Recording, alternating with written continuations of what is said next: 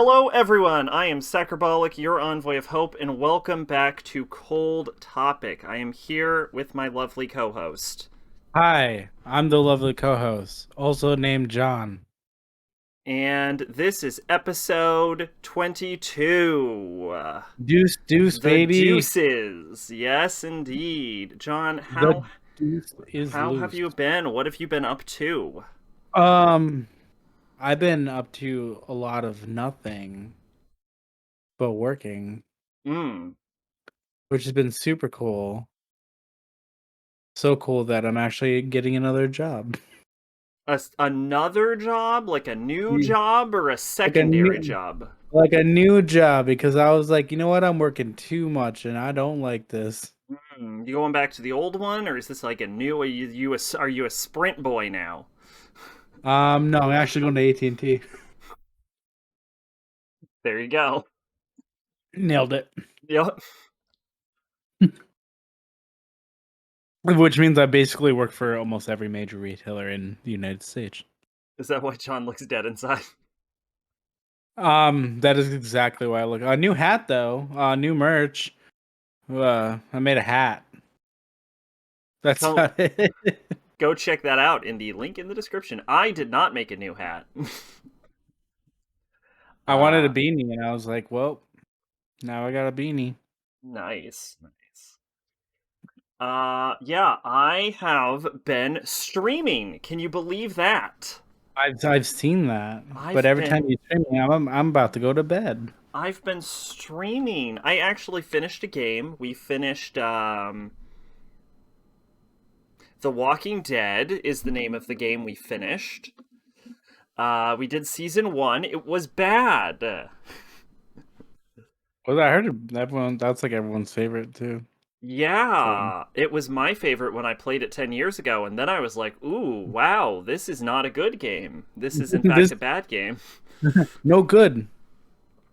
Which has me worried because 10 years ago I liked season 1, and we're on to season 2 now, and 10 years ago I did not like season 2. It's all downhill from 1, is what I'm telling myself, so yeah. It's crazy how things can change. But we got through it. It was painful, and my internet keeps going on and off for some Yeah, reason. I saw you were having that issue. It just keeps falling, and I don't understand the problem.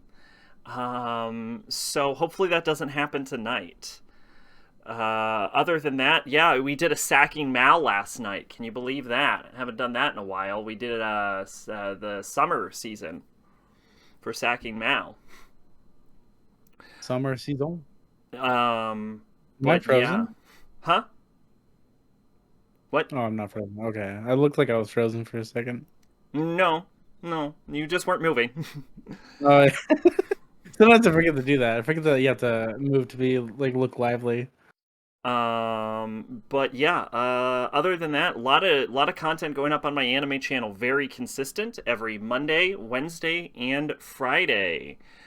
Cheers to Uh, that. yeah, cheers to that. It's not. I'm getting some weird feedback from the YouTube analytics on that because for a while it seemed like views and watch time was going down, but I think that's because there was a major spike in the early parts of the year.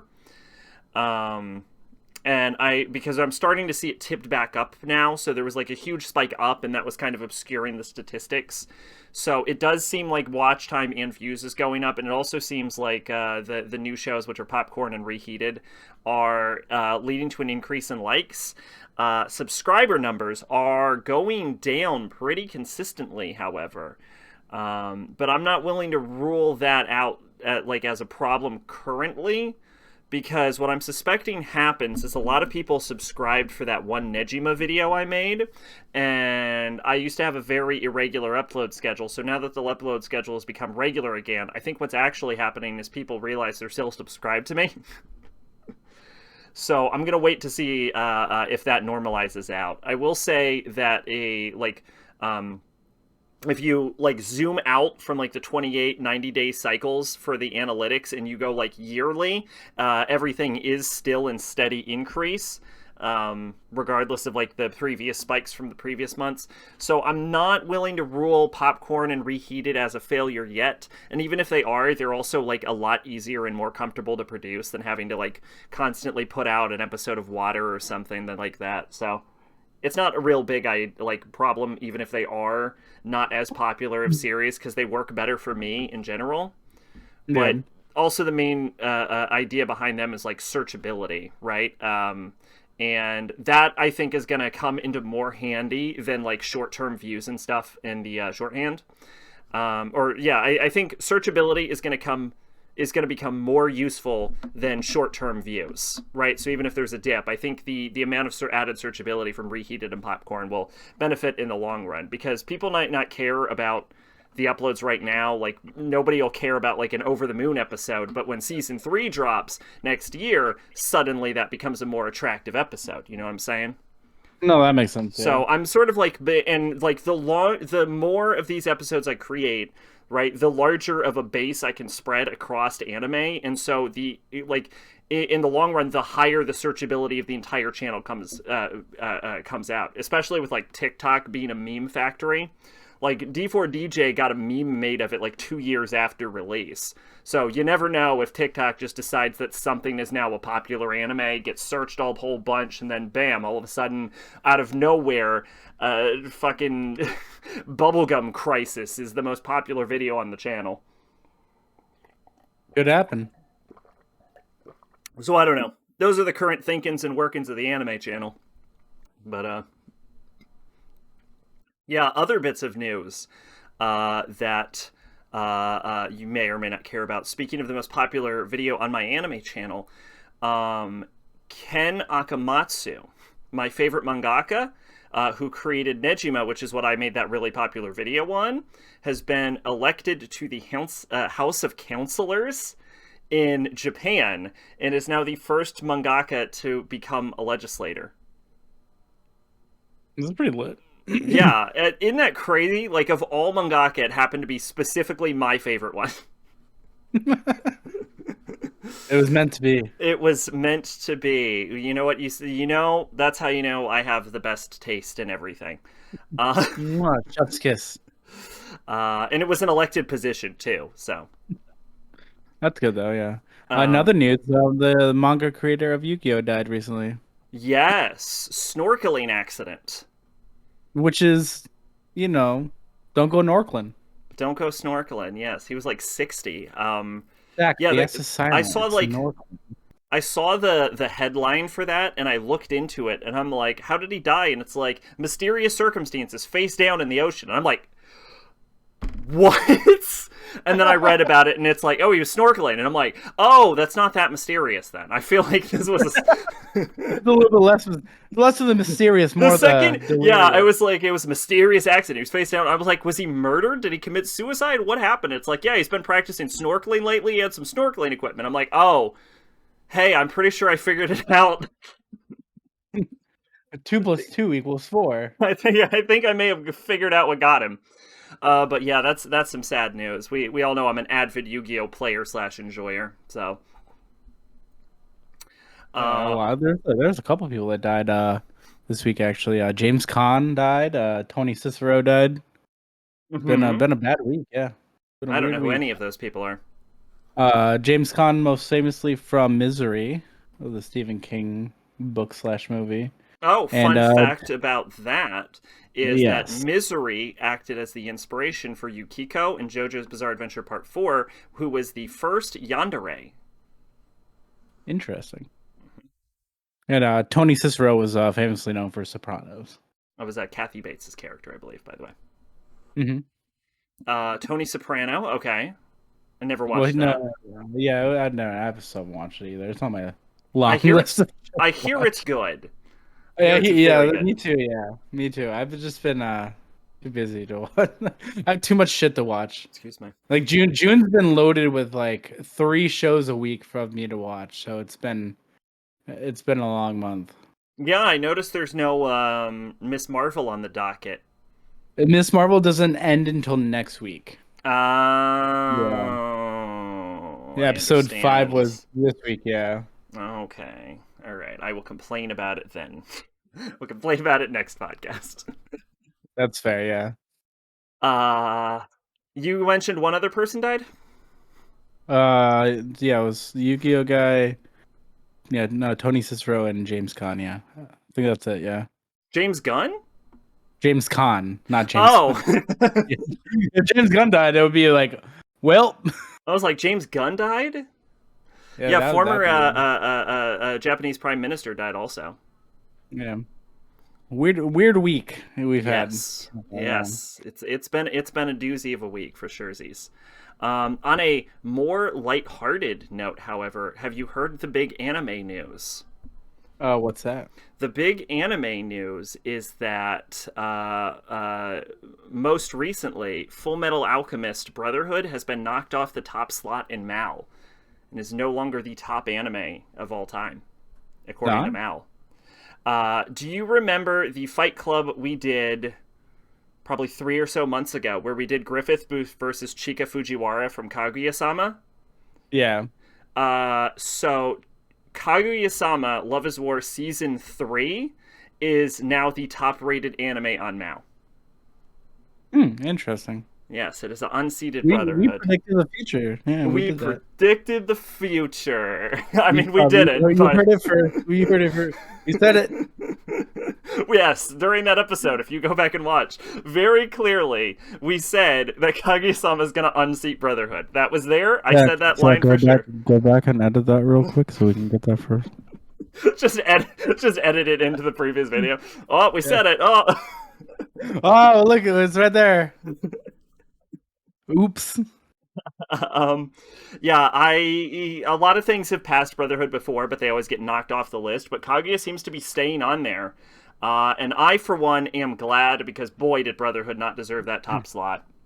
I'm not saying Kaguya does, but as I talked about during the Sacking Mal episode, the major issue I have with Brotherhood is it's on there artificially, because anything that approached it or passed it always got knocked down by like false votes from Brotherhood fanboys. I still haven't even watched Brotherhood. Oh, you'd probably like it. I probably would. I'm rewatching right now. My kid and I are watching Soul Eater, so because she wanted to watch something new, and I was like, "This seems like a 10-year-old could watch this." Yeah, the mangaka recently retired for Soul Eater after finishing Fire Force. Yes, yeah, they did Fire Force, right? Yeah. Yeah, Fire Force is not nearly as good as Soul Eater. Hello? No, fuck off. Can't hear you. Hello? Hello? Okay, I can hear you now. Okay, I got so pissed off. The sheer rage I just experienced. Okay, anyway, yeah, Fire Force is not nearly as good as Soul Eater. Yeah. I mean, rewatching, like, I think the first time I watched half of it, and I wasn't, like, super into it, but watching it again, I'm actually enjoying it a lot more. Soul Eater's manga, which I have read, is actually better than the anime. Is it? Well, it's better than the anime I was watching around that age. I actually love Panty and Stocking, unironically, and I'm very glad it's getting a season 2. I can't believe it's happening, and I'm glad Gainax passed it over to, I think, Trigger, which is the exact people you would want to have it. Because all of Gainax moved over to Studio Trigger. They, like, changed studios. They, like, splintered off into Trigger, so it's in the hands of the actual creators. And I'm glad to hear that, because Gainax has been running itself into the ground lately. Yeah, she was like, I wanna watch an anime with you, because we finished, like, Demon Slayer, whatever.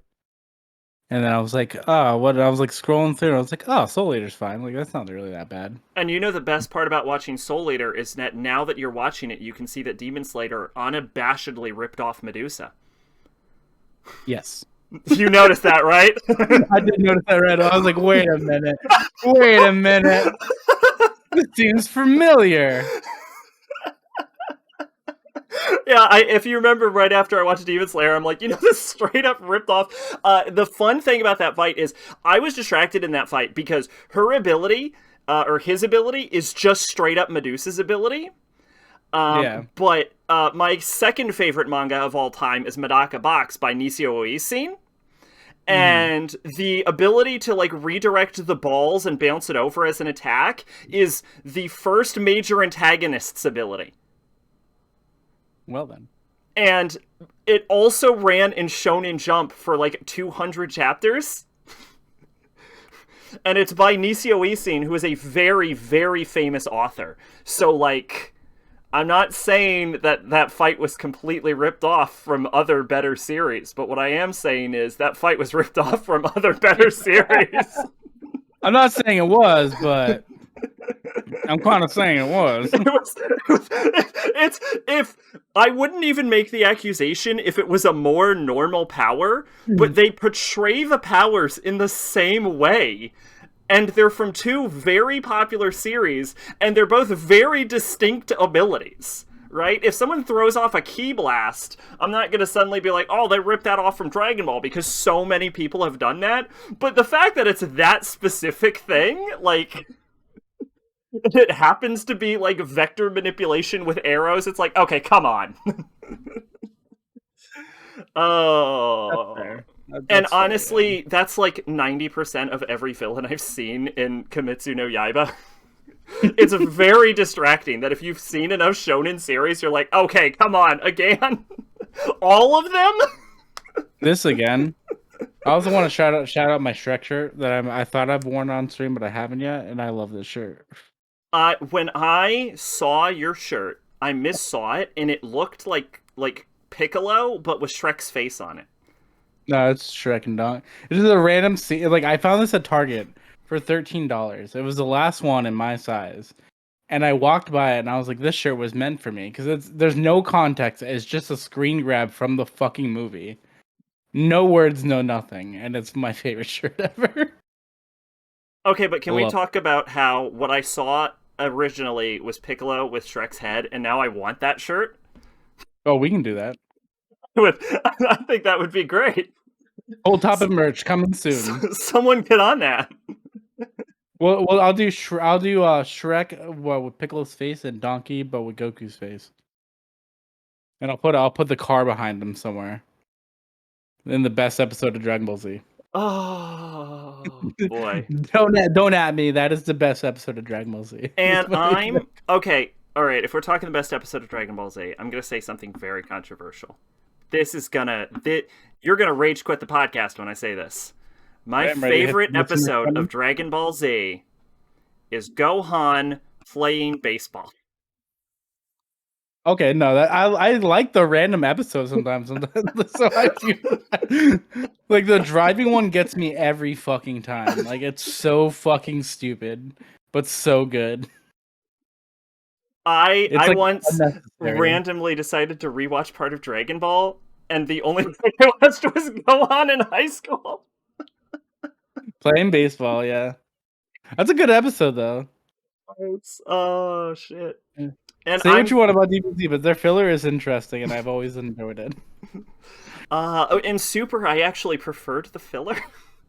That's fair, yeah. At this point, if they made another Dragon Ball series, I'm going to be real. I'm going to be 100% right now. If they made a Dragon Ball series right now, Dragon Ball Duper, we're going to call it. Super Duper. Dragon Ball Duper, okay? And that comes out, and it's just like... the characters just like Goku occasionally goes off to train, but there's no enemies anymore because they're done with that. It's just them fucking living their lives.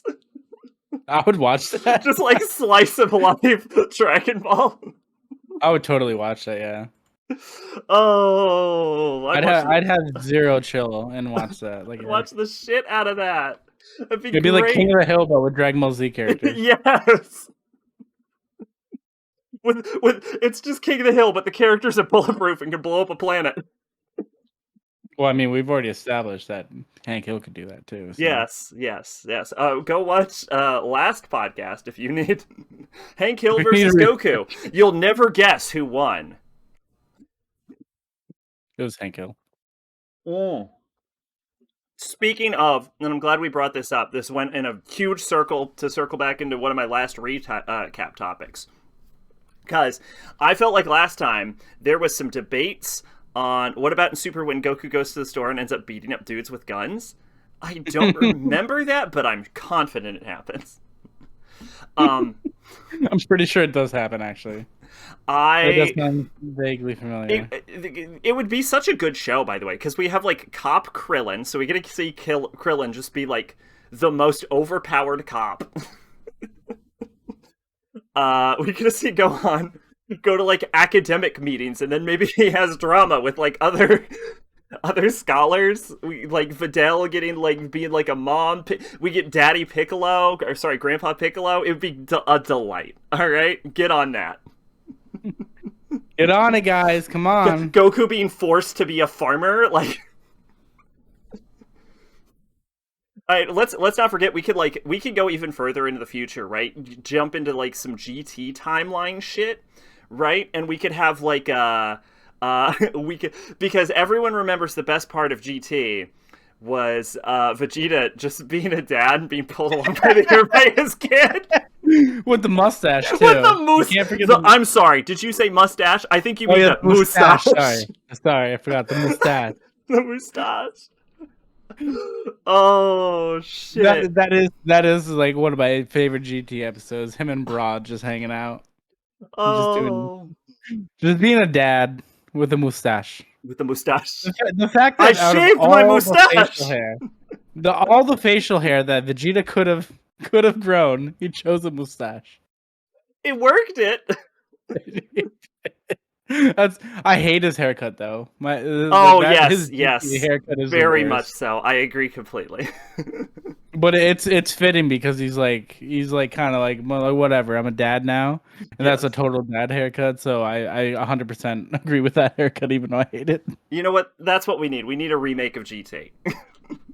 I love GT. I don't know. Okay, I don't know. But we need a remake of it. It's just like a dumb slice of life story, and then somehow we get Super Saiyan 4 in there. just throw it in there. It's just somehow that occurs. Oh, speaking of which, have you seen Superhero? Yeah, I got my ticket for it already. Got your ticket for it. All right. It looks like Cell's in it, and I'm not a fan of that. I'm not a fan of anything I have seen about that movie.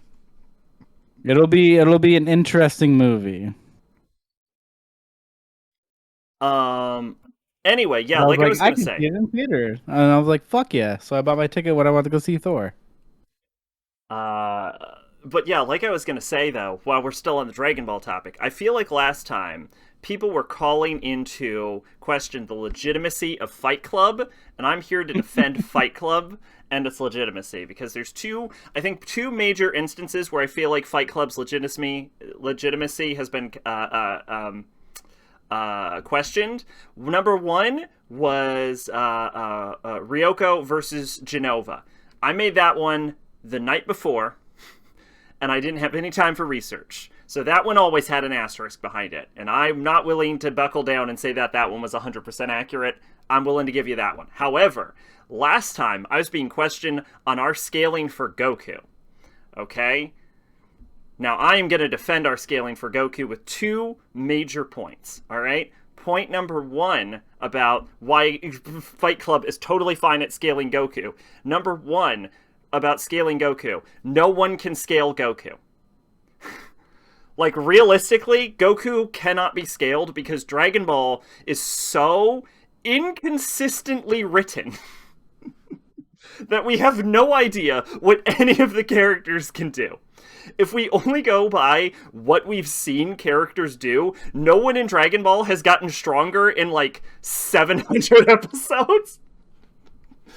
Because I mean, you're not wrong. Back in the original Dragon Ball, we had Piccolo Sr. blowing up mountains, and then in Dragon Ball Super, the characters are still blowing up mountains.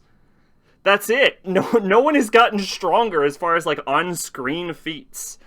That's true. Yeah. So like if we go by like what people are saying, then that's nothing. Like we still have nothing to go on in Dragon Ball. Like we're told that they're getting stronger, but Dragon Ball is really, really bad at showing us, and Dragon Ball is even worse at like tracking its own power levels. Like the characters fluctuate wildly in power. Like at one point they can blow up planets and shake the whole universe, and then the next time they go through like one mountain and then they're like, I'm dying. Oh!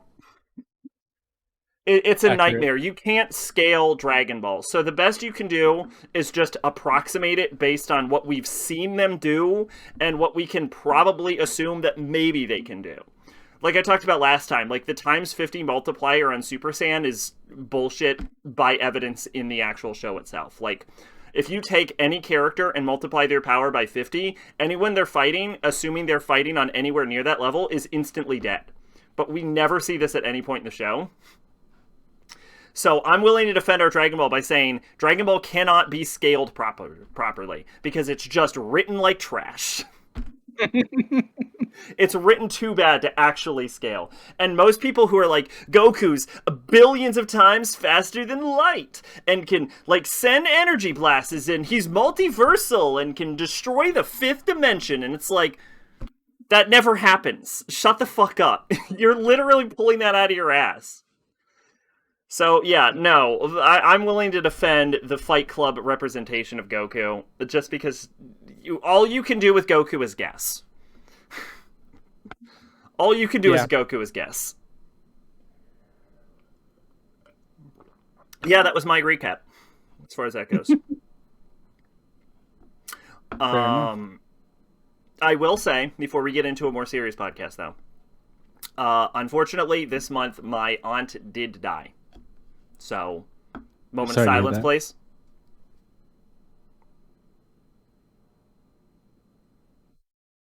Okay, I think that's good enough. I don't want to bring down the podcast, all right? Okay, with that, I think we're going to bring the mood right back up, and I think we're ready for our first topic. What about you? Yeah, let's do it. Okay. The topic, not sex. And first topic is Sword Art Online Fatal Bulato. That's what I thought it was too, and I was like, Fatal Bullet sounds very familiar. Like I played it on Xbox before. Have you played this? I played probably about 2 hours of it before I uninstalled it because it was like free on Game Pass. Is it up on screen? Okay, it's up on screen. Yeah, this is Sword Art Online Fatal Bullet, which of course takes place in the game. The most dimensional thing Goku did was beat Hit in Super. Yeah, but Hit's powers are also inconsistent. Yeah, Hit equals shit. We all know that. Hit. Okay. I'm gonna say this. Actually, Hit's super cool. I like Hit. I want to say two things about Hit, which is that number one, Goku's never beaten Hit in a fight, and number two, Goku's never beat Jiren in a fight. Just putting that out there. The power of friendship though beats everyone. I guess. Except it didn't work for Ribrianne. It's always the power of friendship. Always has been said. I know I said this before. My favorite thing about Jiren is that they don't beat him. Goku and Frieza just suicide themselves out of the ring. They're like, okay, seriously, get out of the ring. It worked. I love that. And I hate that, like, I hate the idea, and there's no clear answer on whether Broly is stronger than Jiren. I hate the implication in the first place. Because Dragon Ball severely lacks challenge for the characters, and having Jiren just be the top of the ladder is the best thing they could do. Because it gives Goku a place to go, which was sort of like what they were doing with Monka, or whatever. But, like, as a real, physical person. So, anyway, Sword Art Online Fatal Bullet. It was based off of, it takes place in the Gun Gale Online game, which is the best game they play in the entire series. It's the best arc of the anime, and also it contains the spin-off Sword Art Online Alternative, which is the best part of Sword Art Online, period. It was also not written by Reki Kawahara, so that could have something to do with it. You've never seen Sword Art, correct? No. And you've only played bits of this game. What I will say about this game is a few things about it have bothered me, which is the continuity on this game is super, super confusing. because apparently the game's timeline is its own alternate timeline from the original series, but it creates these, like, having only played this and none of the previous ones, it creates these really weird situations where I can't possibly imagine how the game arrived at this point, because, like, Alice and Yu-Gi-Oh show up in this, and Kirito just knows them already, but this game takes place during the Phantom Bullet arc, so it's like, why do we know who Alice and Yu-Gi-Oh are?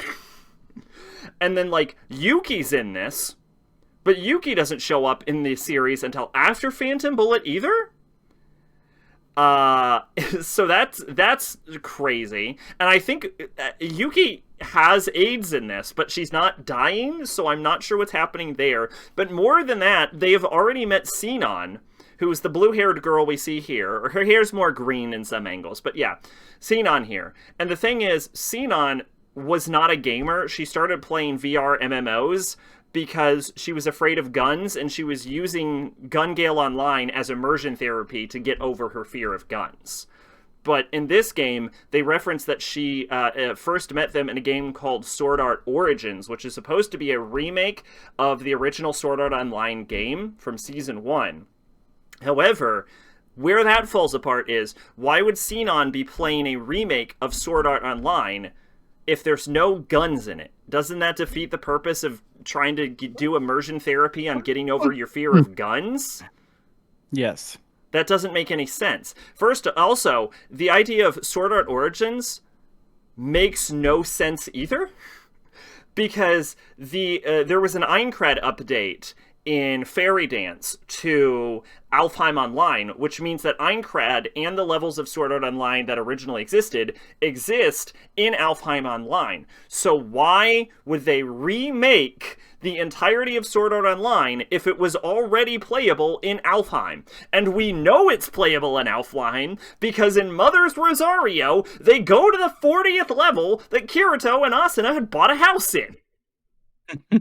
So I don't know how this game timeline works, but it sounds like it fucking doesn't.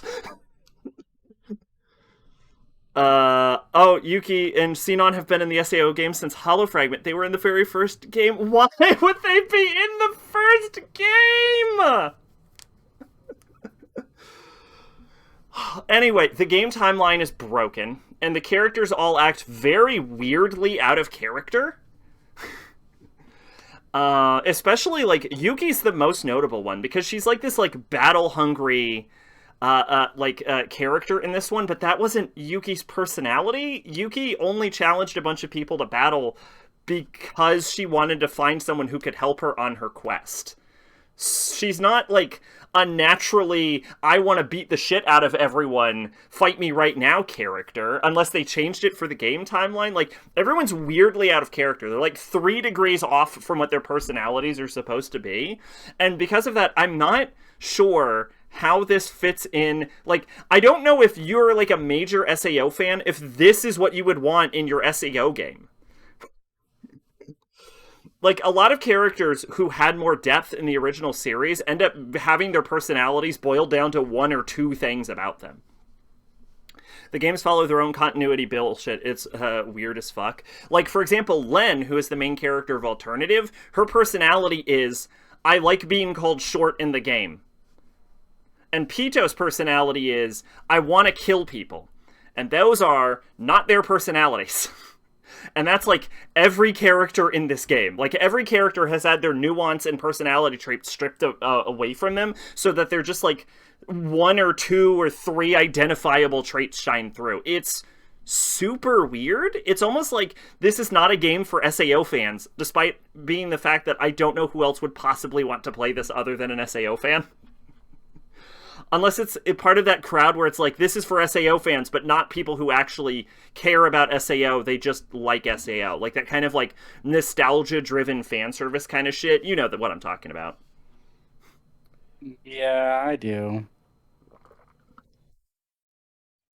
The stuff that's designed to appeal for fans, because it's like, you remember Sinon? We got Sinon. Here, we got Yuki. You remember Yuki? Even though they don't act anything... That kind of, like, Persona 4 arena kind of shit.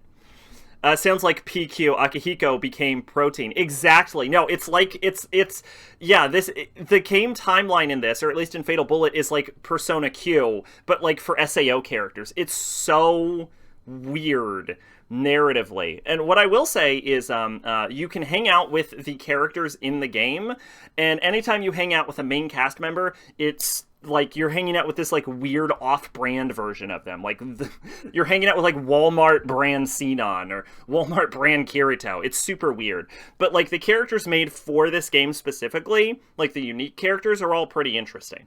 So I just wanted to start off with the weird parts of this game because, believe it or not, I actually liked this game.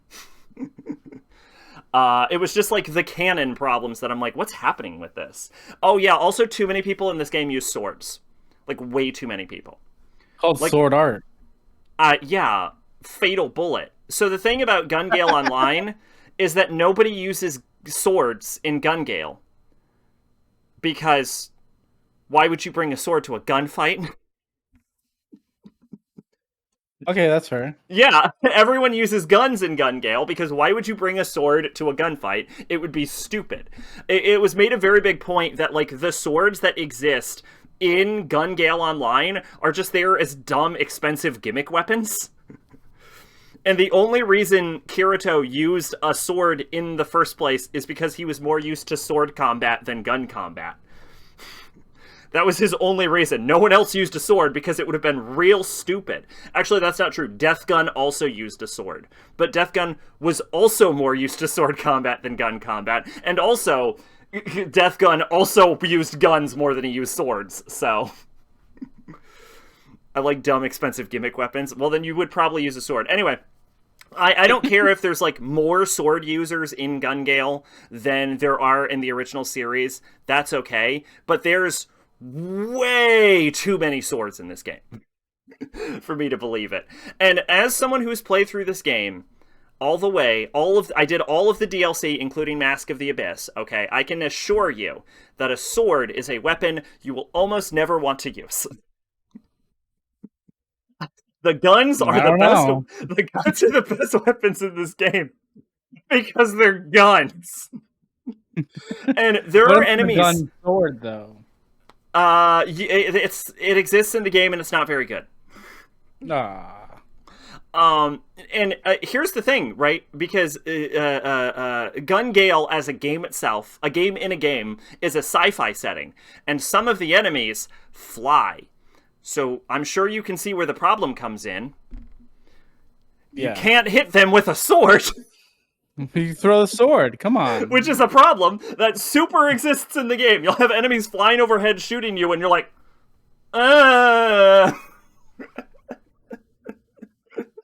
If anything, this game perfectly exemplifies why you don't bring swords to a gunfight.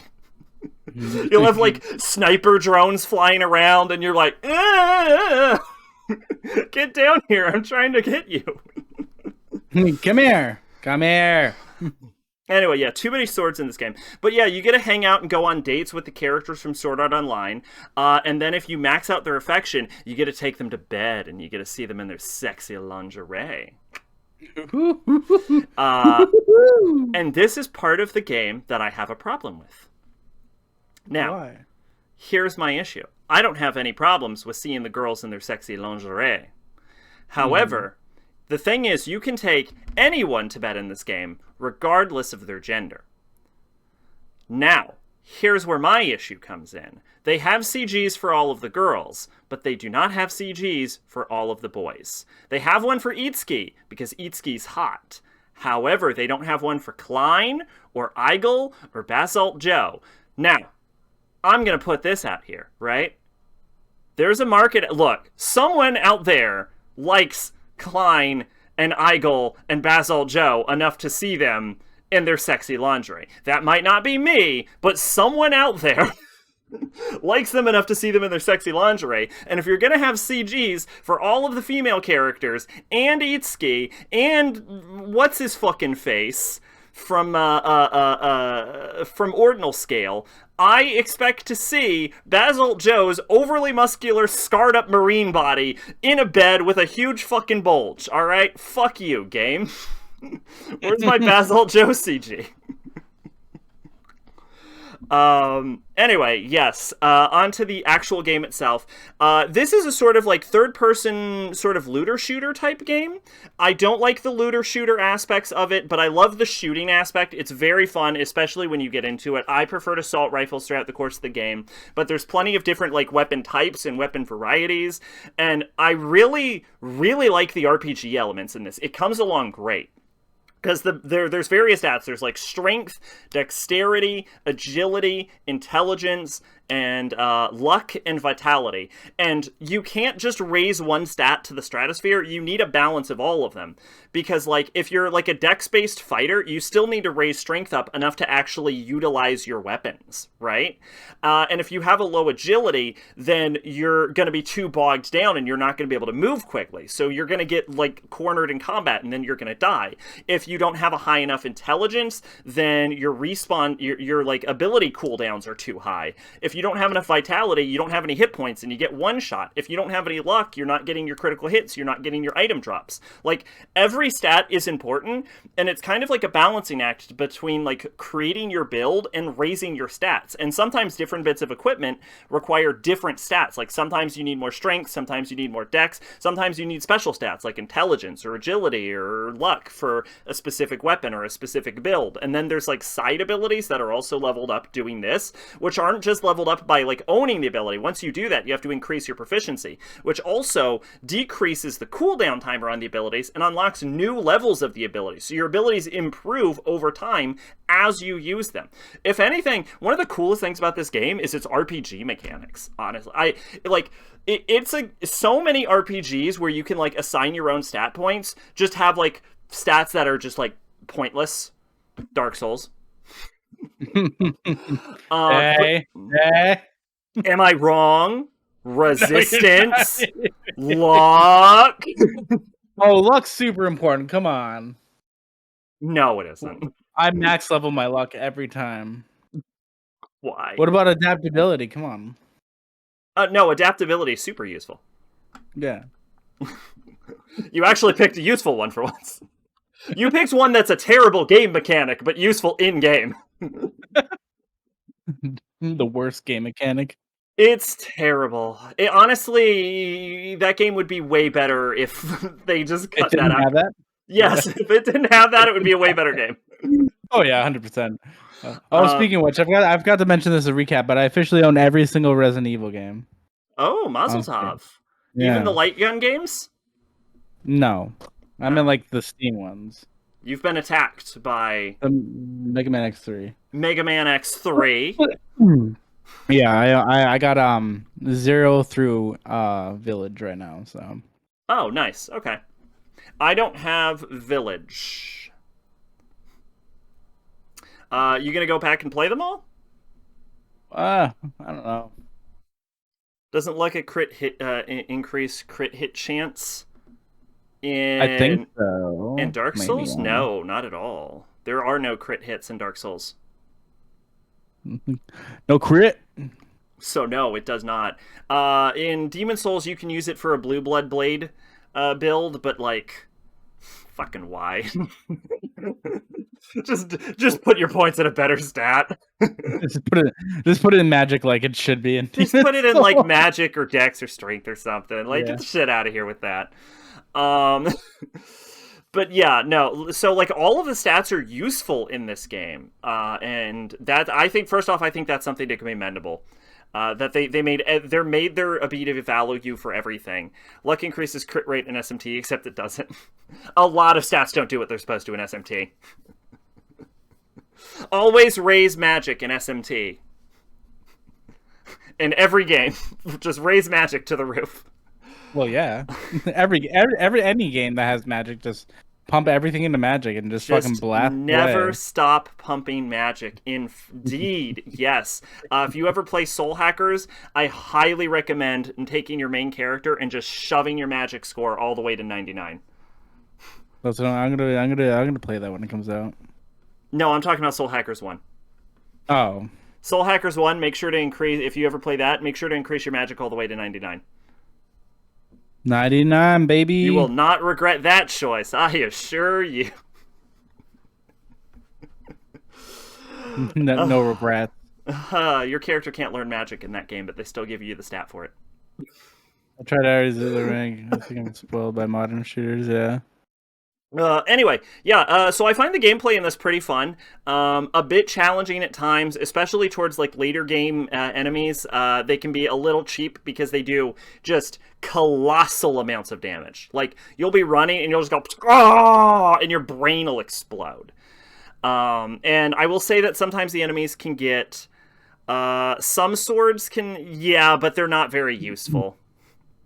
You're better off just increasing a useful stat in that game. But yeah, some of the enemies hit a little too hard sometimes, and some of their HP values are absolutely batshit crazy. Weirdly enough, there are some enemies that some areas you can only get to if you're on extreme difficulty. But you can just turn the game difficulty back off, and then you can get back in them. So weird. Here's a fun fact. I always play easy mode because fuck it. Hell yeah!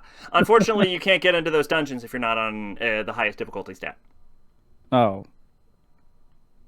But then you can just turn it back off. But yeah, I played this game pretty comprehensively. I got the true ending first try, which apparently the people say you can't. I did do it, and I also tried to figure out what exactly the trigger is for getting the true ending first try, and I have no idea. My only idea is you may have to max out. You may have to perform every requirement for the true ending before you acquire the key card in the final dungeon. That's the only thing I can think of is the trigger for true ending. And I think you have to do it before because I tried doing it after and it didn't work. So there's my tip on how to get the true ending. But yeah, I did get the true ending and I did do the DLCs. As for the stories, the plot of the game is a little awkward. For the main story, it's not bad. I did enjoy it, but it's not very strongly built, obviously. And as for the DLC stories, it's okay. I'll talk about it a little bit more in a little bit more detail, but for the main story, I think my biggest issue is that I wasn't aware that this game was supposed to take place during the Fatal Bullet arc, and this is the weirdest thing you've ever heard of. The main story of this game interrupts itself for the anime story. Okay. Just in the middle. It drops its main plot line, and then it's like, okay, now go play as Kirito in Kirito mode, so that you can do the main story of the anime, and then you go play as Kirito for 2 hours, and then you go back to the main story of this game, and just pretend that none of that ever happened. And it's so awkward. Another weird part about this is, like, Sinon is in this game, and the outfit she's wearing right now on screen is the outfit from the anime. It's just like her usual design, right? In the game, she is wearing a different outfit for the entirety of the game, and it drove me crazy. But here's the most batshit thing about this. Because she's wearing this outfit on screen in the anime, in the game itself, Sinon is forced to change into her anime outfit for 2 hours and then change back into her game outfit. Because she needs to be wearing the anime outfit when we get into the anime arc. That's a weird flex. It's so stupid. However, if you do max out her affection, you can give outfits to the NPCs, which means you can, like, put them all in bikinis or something, which I know some people do, but what I do is I put Sinon in her correct fucking costume, and I don't care that I needed to play the game for 80 hours before I put her in the correct outfit. It was worth it. Because for the remaining time, I felt totally good about seeing Sinon in the correct outfit. And she looked so stupid for most of the game. And needless to say, by the way, the game outfit that she wears is way worse than her anime design. But yeah, so the main story is okay. Nothing to talk about other than the fact that it interrupts itself. The DLC plotlines all link into each other in a pretty cool way. And then they link into the final DLC plotline, but the story of the DLC plotlines do not end. It's about a an AI which is trying to destroy the game of Gun Gale Online, and it's implied that the AI is controlled by Stabilizer, who I'm confident nobody knows who that is, but I'm going to tell you three. Okay, Stabilizer has two main motivations. All right, his first priority is he wants to eat people's souls. That's his first goal. Now, as a reminder, Gun Gale Online takes place in a video game. So, the amount of souls he can eat in this video game are goose egg. Nobody. You can't eat a soul because everyone's playing a video game. So, what's Stabilizer's second goal? Stabilizer likes making money. In Gun Gale Online, there's a real-world currency exchange for the game itself. So, like, currency earned in the game can be exchanged for, like, yen or US dollars. I think it's specifically US dollars, but you get the idea, right? So, yes. If Stabilizer can't eat people's souls in Gun Gale Online, and he can make money in the game, why is Stabilizer trying to destroy the game? I don't know either. So the whole plot line doesn't make any sense to me. But anyway, yeah, so, and I will say that the DLCs are hard. You beat the game, the enemies you'll be fighting at the end of the game are probably like level 80. Then you launch into the DLC, and the enemies suddenly shoot up to like level 110, level 130. It's just like, it's like, get ready, bitch. It's like, guess what, motherfucker? It's like right off the bat, it's like, okay, you hitting the ground running. I think, like, the weakest DLC enemies are, like, level 100. So, like, the weakest enemy in the DLC, which you're supposed to do before the final boss, is stronger than the final boss. It's nuts. And anyway, then there's the expansion pass, which, like, involves bringing back Sachi and doing a whole bunch of bullshit. But what I will say is at one point, a group of enemies are defeated by performing an idol concert. And you're there with a group of other idol characters, like prospective idol characters from other parts of Sword Art Online, but you're also there with Pito. And so there's a scenario where we have two girls up on stage singing, and then someone is like, oh shit, we need a third person to go up there and sing in order to finish this quest line. And then Pito's like, oh man, I guess I'm gonna have to go do it. And here's the thing, I generally don't think of Pito as a singer. I forgot Pito was a singer until she mentioned, oh yeah, I guess I'll have to do it, because I'm like, oh yeah, Pito's a singer! And Pito's design in-game is she's in this, like, full-body, like, Metal Gear-style cat suit. She's got, like, face tattoos and shit. And I was like, am I gonna get a song from Pito? I am on board. And then a random character comes out of nowhere and is like, I'll join the singing. And Pito's like, I guess I don't have to sing. And I'm like, game, I assumed that the girl we had just joined our party that was a known singer was gonna be the third girl in this singing party the entire time. This is who I assumed was going to be the third singer. Why did you even mention that Pito was a singer if you weren't planning to put her up on stage? Like, I felt like I got cock-teased by this fucking video game, where it's like, Pito's like, I guess I'll have to do it. I'm like, oh my god, I was flipping out. I'm like, oh my god, is Pito going to sing? And it's like, don't worry, I'll do it. And I'm like, oh. I feel cheated. I felt genuinely cheated. Well. Anyway, yeah, the story's okay. You bring Sachi back. It's kind of stupid and bullshit, but what do you want? We had to get Sachi in the game somewhere. And then you get to Mask of the Abyss, and Mask of the Abyss sucks. Because what you do is you find a dungeon, and then you can't adjust the difficulty for this dungeon. And also, all of the equipment you have and all of your levels are reset. That's kind of dumb. And the game gets harder as you go, right? So as you go, it eventually devolves into, like, extreme difficulty where you die in one shot at the end game, and you can't bring any of your items or equipment into the Mask of the Abyss DLC. You have to start over from scratch and work your way through. And at the end, you're rewarded with a trailer for the next game in the series. So anyway, yeah, Fatal Bullet. Don't get into this game if you... Oh, and I was also very disappointed by the amount of costume selection in this game. I'm just going to say it. But yeah, don't get into this game if you're a huge SAO fan. And unless you're a fan of everything SAO, because you're gonna be disappointed if you want to see your favorite characters, unless you also want to see your favorite characters in their underwear. But you can also just look that up online. So yeah, don't go in there if you're just doing this because you're an SAO fan. This isn't for you. Don't go in there if you want a strong story and good characters. Do get into this game, though, if you're looking for some fun looter shooter gameplay and some very well implemented RPG mechanics. Neat. That's my review. I will say that this is a rent. 7, 8 7 out of 10? Guardians of the Galaxy. 80% of Guardians of the Galaxy. All right, you heard it. 8/10 of a Guardians of the Galaxy. It's almost as good as Guardians of the Galaxy. It's about an 8 out of Guardians of the Galaxy. Yes. As it should be. Okay. I'm willing to move on unless you have a question about my huge sword art rant. No, it's a game that I've always been like I should go back and play it eventually. It's always on sale too. Eventually I'll buy it again. Eventually. No, yeah, it's fun.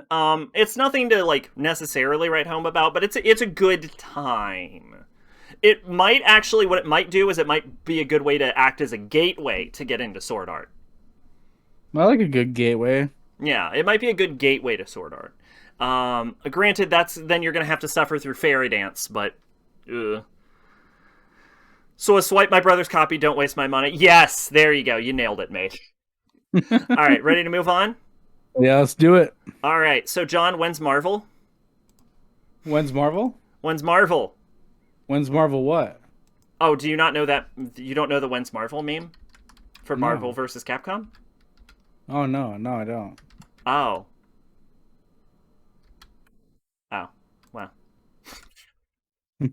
Well, up next, a disappointment. Marvel vs. Capcom Infinite, a game that's a sequel to Marvel vs. Capcom 3, which is a good game. Is this game good? No, it's not. Why did I buy it? Because it was $7 for all the DLC included. Well, it's got all of your favorite characters. It's got... It does. Mega Man, Iron Man, Captain Marvel, Rocket Raccoon, Doctor Strange, Stephen Strange, some green lady who's probably Gamora. That is Gamora, yeah. Thank you. I figured it wasn't She-Hulk. We got Thor, we got Thanos, we got Ryu, we got Chris Redfield, we got, I want to say her name is Lilith from Darkstalkers, we got Dante from DMC3 specifically, we've got Chun-Li, we've got, is that Strider? That looks like Strider. Yep. And the one in the background is Dormammu? That is Ultron Sigma. Sure, why not? Morrigan, thank you, mate. Yeah, Ultron Sigma is the villain of this game, which in my think defense, would be cool. I never would have ever assumed that. Yeah, you think that would be cool having Ultron and Sigma come together, but it's stupid. Where the fuck is Sigma? This game? Sigma is the villain from the Mega Man X series. Oh, okay. In my defense, this guy right here, yeah. Oh, okay. Well, in my defense. No, yeah, no, fair enough, yeah. So that actually it makes sense for those two to actually team up because they're basically. Oh yeah, is that Mega Man X Mega Man? Yes, that is specifically Mega Man, which is another thing that kind of lured me into this game. I spent $60 on this game when it came out. I want to preface this whole rant that I'm about to go on. I spent $60 on this game when it came out. Well, flash forward a few years later, I spent $60 on Marvel's Avengers when it came out. And I see a recurring pattern here. Yeah, you keep buying crappy Marvel products. Correct. Except for Guardians of the Galaxy, 10 out of 10. Yeah, I'm sorry. I think you mean one Guardians of the Galaxy out of one. 1 out of 1. Yeah, sorry. That's my bad. My bad. I played a little bit of Darkstalkers, so I'll throw that out there. But yeah, I haven't, this game actually. was hyped the fuck up when it came out. Because I love Marvel vs. Capcom. I've been playing those games in the arcade since I could go to an arcade. So, and China's what Marvel banks on. You're not wrong. You were not wrong at all. When this game was announced, I was very excited because I'm like, oh, cool, finally another Marvel vs. Capcom game with Mega Man X in it instead of regular Mega Man, which has been in I think everyone except for Marvel vs. Capcom 3 had Zero instead of Mega Man, which I thought was a weird. I had Zero and Tron, which I was like, okay, why did they put Tron? But whatever. They took Tron out and just put Mega Man X and Zero in it like a normal game should, and Ultra Sigma. Sigma was I'm sorry, is Tron DLC a Mega character Man though. character? Yes, Tron is from the Mega Man Legends games. Hmm. A game that either people really like or really The hate. 3D one? Yes, they were for PlayStation had 1 and 2. N64 just had the first one. Though by anything, don't worry. Yeah, that's true. Yeah. That game looks mildly interesting. You would Legends. actually probably like that. Yeah. Out of all the Mega Man games, you would probably like that and Battle Network. Those would be the two games you probably going to blow your mind, John. I actually have played Mega Man. Yeah. Yeah, for GBA. Yeah. We've been doing this for 2 years. Yeah, I have played a Mega Man for GBA. Oh, what, Mega Man and Bass? I have no idea. That's probably that's. I remember there was like 9 levels, and you like selected which level you did, and then you fight the boss at the end, which I think is every Mega Man. I was gonna say that's basically a Mega Man game. Yeah, yeah. You probably played Mega Man and Bass because they're base or whatever. That was like everyone's GBA title. That was like the most people's first foray into the Mega Man realm. Which was actually like a re-release of a game that only came out in Japan. But anyway, so this game's story took me about 2.5 hours to beat, which is 30 minutes over the refund limit on Steam. So I was very upset because I knew this was bad, okay, but I wanted to replay it just because I wanted to remember how bad it was. Also, I want to say fuck the people that made this because they give you like obviously extra characters of DLC, which is fine. I don't mind extra characters, but Ultron and Sigma merge in this game. You can play him in the normal game, but if you want to play them separately, you got to get the fucking DLC. Which at the time, fuck that. This time it was fine because I got it for like $8 for everything. So I'm like, whatever. I played Mega Man 2. I was terrible, never beat it. Mega Man 2 is fantastic. So sorry. All the Mega Man games are good. Even the one with the shitty voice acting. But anyways, yeah. So I think that's strike number 1, making the 2 enemies in the game a DLC. So we'll put that as strike 1. Strike 2, having a plot that sounds awesome on paper and then fumbles throughout the entirety of the plot.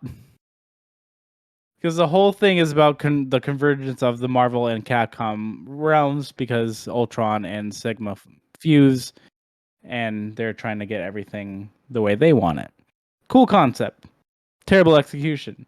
They also have a secondary plot, but where Thanos comes back because he's like normally the big bad in these games, whatever. And he helps out and all that, and he also, for whatever reason, steals the fucking the Ryu's fucking the demon power from Ryu. What the fuck's it called? Oh, the Shin something Hado. Right? Something Hado. I don't know. Yeah, the Shin something. Whatever. He does that for literally no reason except for a post-credit scene at the end of the game that leads to literally nothing. Nothing. There's no extra story after that. There's just fucking. It's this. The whole point of this game is pointless, and I hate it because I wanted to love it so much. Because you have everyone. You got Spider-Man. You can make a team with Spider-Man, Mega Man, and Captain Satsui America. Hado. That's great. That's fantastic. You should want to do that. There's no sequel to what? This game? Good. There shouldn't be. Satsui Hado It's stupid. is the answer to your question. But like normally when you like the only good thing about this game is that the cutscenes and voice acting are on point. That is it. Other than that, there's not much to say good about. I was adding this. Oh yeah, yeah. Well, yeah, exactly. Yeah, they don't it goes nowhere. And like, ugh. And also they introduced DLC characters as characters in the fucking story. Like the Monster Hunter, you get a Monster Hunter character in Black Panther in like a scene, and there you can't play them unless you buy the fucking DLC, which I also thought was kind of garbage. That they tease you with these two characters, and they're like, oh, by the way, buy them. That is 3, which is my favorite one, Marvel's Capcom 3. It's one of the best still to this day. That one does have Dormammu in it. But yeah, it's just called Monster Hunter. Yeah, there's no name. It's just Monster Hunter. Yeah, but it uses like the great sword and stuff. Yeah, which is like the characters they're all fine, but they use the same fucking moveset from Marvel vs. Capcom 3. Didn't you get a limited edition, John? With the I did not. I did not get that because I almost did, and then IGN actually reviewed it, and they're like, "Yeah, this is trash." This is fucking trash. You were looking at what, the Marvel vs. Capcom Infinite DLC? Don't get it. Just, do yourself a favor, don't get it. Yeah. So like, I almost pre-ordered the limited edition box with. Thank God I didn't, because I would have been so pissed. Yeah, that brings up another. But the Infinity Gems are fucking like assist weapons that you can use in this, and they're fucking stupid. They don't do anything. The time one like fucking hops you from side to side. The soul one, I think the soul one is the most useful because it fucking it gives you health back. That's about it. The power one just does like a uppercut. So it sets up like an air combo. I mean, cool. You already have moves for that. The space one like confines them in a space, like a box for like I think 4 to 5 seconds or something like that. That's busted. The reality one, I don't remember what that one does. Oh, it shoots like a fucking projectile. They're so fucking dumb. Like, this is probably the worst fighting game I've played in a very long time. Modern fighting game, I should say. So because is Marvel. There are obviously way worse on other older consoles, but well, Marvel vs. Capcom is kind of famously terrible. This is one of those games that burned me in the day, so like I'm salty, but I wanted to replay it mostly because I was bored and I needed to play a game for the podcast, and I know I could beat this game in like 2 to 3 hours. John, can you hear me at all? I tried to beat other games, but John can't hear me. Didn't get around to it, unfortunately. But my streaming voice because I have terrible video game ADHD. Where hey everyone, never finished it. What's going on? I'm Sat. Edging, on the channel. John can't hear me. The Morbius but my voice video should games. still be being broadcast See, to you right that's now. Another thing. Morbius, let me Let's rant have about a secret Morbius chat. I didn't put Morbius on the list tonight because it's that bad that I don't want to fucking talk about it. Because how you doing? It is one of the worst fucking movies. Zach, if you're talking, I cannot hear you. By the way. Oh, I'm well aware, but chat can. Chat can hear me. You're definitely talking. I can't. Oh, did my thing fall off? Hold on. Okay, my headphones shut off for some reason. What were you saying? I'm sorry. Yeah, you're back now. That's okay. Me and chat were just shit talking you. Oh, fair enough. Go on. For a while, I was like, why the fuck is he not responding to anything I'm saying? Am I just being hard-ass ignored, or what's going on? Then I realized that, after a while, I was like, okay, he is straight up, he's either plowing through me, am I audible? And then I looked at my stream, and I noticed my audio is coming through on stream, and I'm like, you know what, then? I'm just gonna fuck with him. Fair enough. I'm sorry. These turn off if like nothing's going through them in like I think like a minute or something like that. Oh, that's Um, the stupidest thing I've ever heard. yeah, it's a power save feature, but I can't figure out how to turn it off. Say Oh. all the stuff you dislike about John while he can't hear you. Okay. Anyway, to just go back over all of the comments I had previously made, the All Satsui right. no Hado is the Mm-hmm. answer to that question. It was the Yeah, that Satsui no Hado. It is Ryu's dark power. The Mega Man game I played, I'm pretty sure, was Mega Man Extreme Oh, okay. for the Game Boy Color. I thought you meant GBA. I was on the GBA, but that was because GBA was backward compatible. Oh. John Saxony peacock your mom. John was just on a fucking rant. I was on a rant, yeah. Like I can only see Sack on the stream, and since it's delayed so much, like I didn't notice he was talking until way later. Anyway, the Space Gym sounds busted in a fighting game, just completely. If you can You confine would, but someone it's for not. one area for like 4 seconds, you could set up so much shit. But can It, you turn the gems off in the game? Because I imagine. I Well, think you can. actually, you know what? They probably won't, because from what I understand, the reason people play Marvel at like Evo and shit is because the games are so busted. Yes.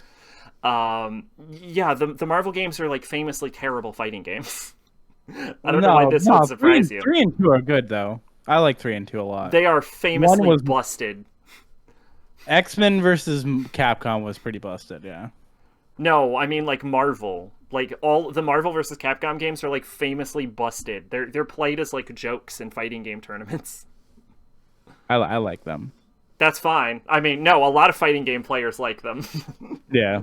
But they're like, Um. wow, these suck as fighting games. Yeah. No. Yeah. No. Yeah. This one is hands down one of the worst though. Doctor Doom or yeah, Doctor Doom is pretty disgusting in 3. Um, but yeah, back to Morbius though. I just want to talk shit about that real quick. I didn't want to make it a whole thing because if I made it a whole thing, I would talk Hell about yeah, it. let's morb out. Yeah, well, it's Morbin time, boys. Morbius When is he hands down said the it's worst Morbin movie. time, I cried. Spoilers. He never says Morbin time in the movie. I Everyone also knows want that. to, which I'm upset about, but I also want to point out I spent But you six know what dollars to is watch this said in the movie. movie is have sex.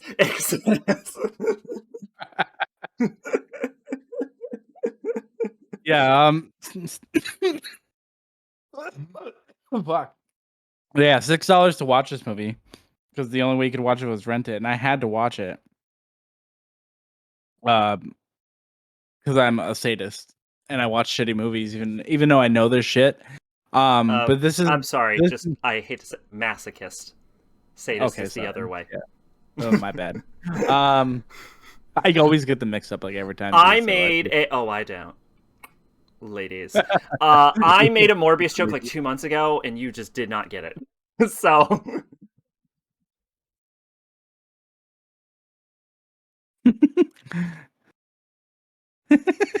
um, yeah. So this movie was butchered by reshoots. okay. Butchered Is by reshoots. there any way to have redeemed it? Because every scene I've seen from it seems like even if edited properly, seems like it was fucked up. Okay, so this is what I'll say about Morbius. If it wasn't re-edited because of the success of No Way Home, this movie would have went from a 1 to a 2. It's not much, but it's something. It is hands down the worst Marvel. I would rather watch X-Men Origins Wolverine over this movie any day. Out. Because I've seen Yeah, that movie. yeah. I would rather watch anything other than this movie. It's so bad. And it's not And like I've seen a grown it's man meme. satisfy a camel. Yeah. I would honestly I'd like it this movie is like meme. I can see why it's been meme to death because it's really bad. I'm not looking forward to anything that Sony decides to put out. I mean, the Venom movies aren't bad, but they're also like not great either. No, they're bad. But yeah, but at They're least bad. they're watchable, and like I'll watch them and like not fully hate it. But like, God, Didn't they Sony make just the X-Men movies though? And the Deadpool Sony movies? didn't. No, that was Fox. Oh, Yeah, Sony owns Spider-Man, wow. Fox owned Never mind. Um, Fantastic Four and Wow, X-Men. Sony's And just on a losing streak lately. yeah, yeah. You want to hear Did you hear the something? plot for Craven? Did you hear the Huh? plot for Craven yet? The Craven the Hunter movie that they got coming out. Didn't know they were making a Kraven the Hunter movie. I did hear that they were using like Venom and Morbius to set up for a Sinister Six movie, which is something they've been planning since Amazing Spider-Man 2 fell. Amazing Spider-Man 3 fell through. Oh yeah, thank God. I will also tell you I do not know who the Sinister Six are off the top of my head. So. They can be literally anyone. Oh, So, okay. Well, delightful. No. What is the news about Kraven the Hunter? so instead of him being an actual animal hunter, he's now like a man who loves animals. Hmm. Interesting. Yeah. I think the problem with the Sinister Six movies is because the Sinister Six are villains, but they're trying to set them up as heroes. Not even like anti heroes, just heroes. And Hmm. that's stupid. Because you. That is my biggest like fucking like the Morbius movie. Like he is not a fucking hero. He never was. Like there's been like he's maybe helped Spider-Man like once, but it was only because like there was a bigger threat, and it was like maybe twice he's done that. Maybe You twice. could make. If we're talking Spider Man villains that I think you could pull a hero out of, you could do Lizard. Yes, I can agree with that. And Doc Ock maybe. Doc Ock hypnotized Spider-Man into believing that he was Dr. Otto Octavius, and then, while he was in the body of Spider-Man, having hypnotized him, put on a Spider-Man suit to be a better, more lethal Spider-Man. Yeah, he's a good guy. Oh, don't You forget he know, also married Amina. actually, if you do a post-Superior Spider-Man arc and then you somehow bring Doc Ock back with all of the character development from Superior Spider-Man, maybe you could actually pull a hero out of Doc Ock. Yeah. He There also are fucked heroic Amina. Venoms, so I don't think Hero Venom is out of the question either, to be fair. I just don't Yeah, know why you Venom would is the only make one that them. can technically be the anti-hero. Yeah, let me put this out here though. Why would you make them heroes? Because here's the cool thing, right? What do we have? We have Marvel, which is killing it, but people are saying the movies are getting too formulaic at this point. We have DC, which varies wildly in quality because at this point they're just letting their directors do whatever the shit they want, just throwing crap at the wall to see what sticks, right? They're also having nonstop problems with its actors, what with the Amber Heard and Ezra Miller controversies, Oh right? God, the Ezra Miller shit is great though. It's absolutely horrifying, and people are going to die. Probably. um, but he has a cult, maybe, possibly, allegedly. Who, Jared Um, Leto or Ezra Miller? Ezra Miller. Oh yeah, I've heard about the Jared Leto cult. Jared Leto definitely has a cult. Yeah. I do not know anything about the Jared Leto cult. I know a bit about the Ezra Miller cult. That may or may not exist. That is a The fucking wormhole you want to go into it and find out about. It's fucking the fascinating. alleged cults.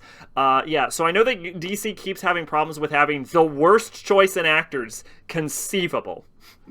And it just flails throwing things at the wall. Sometimes you'll get like a Wonder Woman or a Shazam that's well received, or a Joker, and then sometimes you'll get a Batman versus Superman or a Justice League. So who's to say what's going on with DC?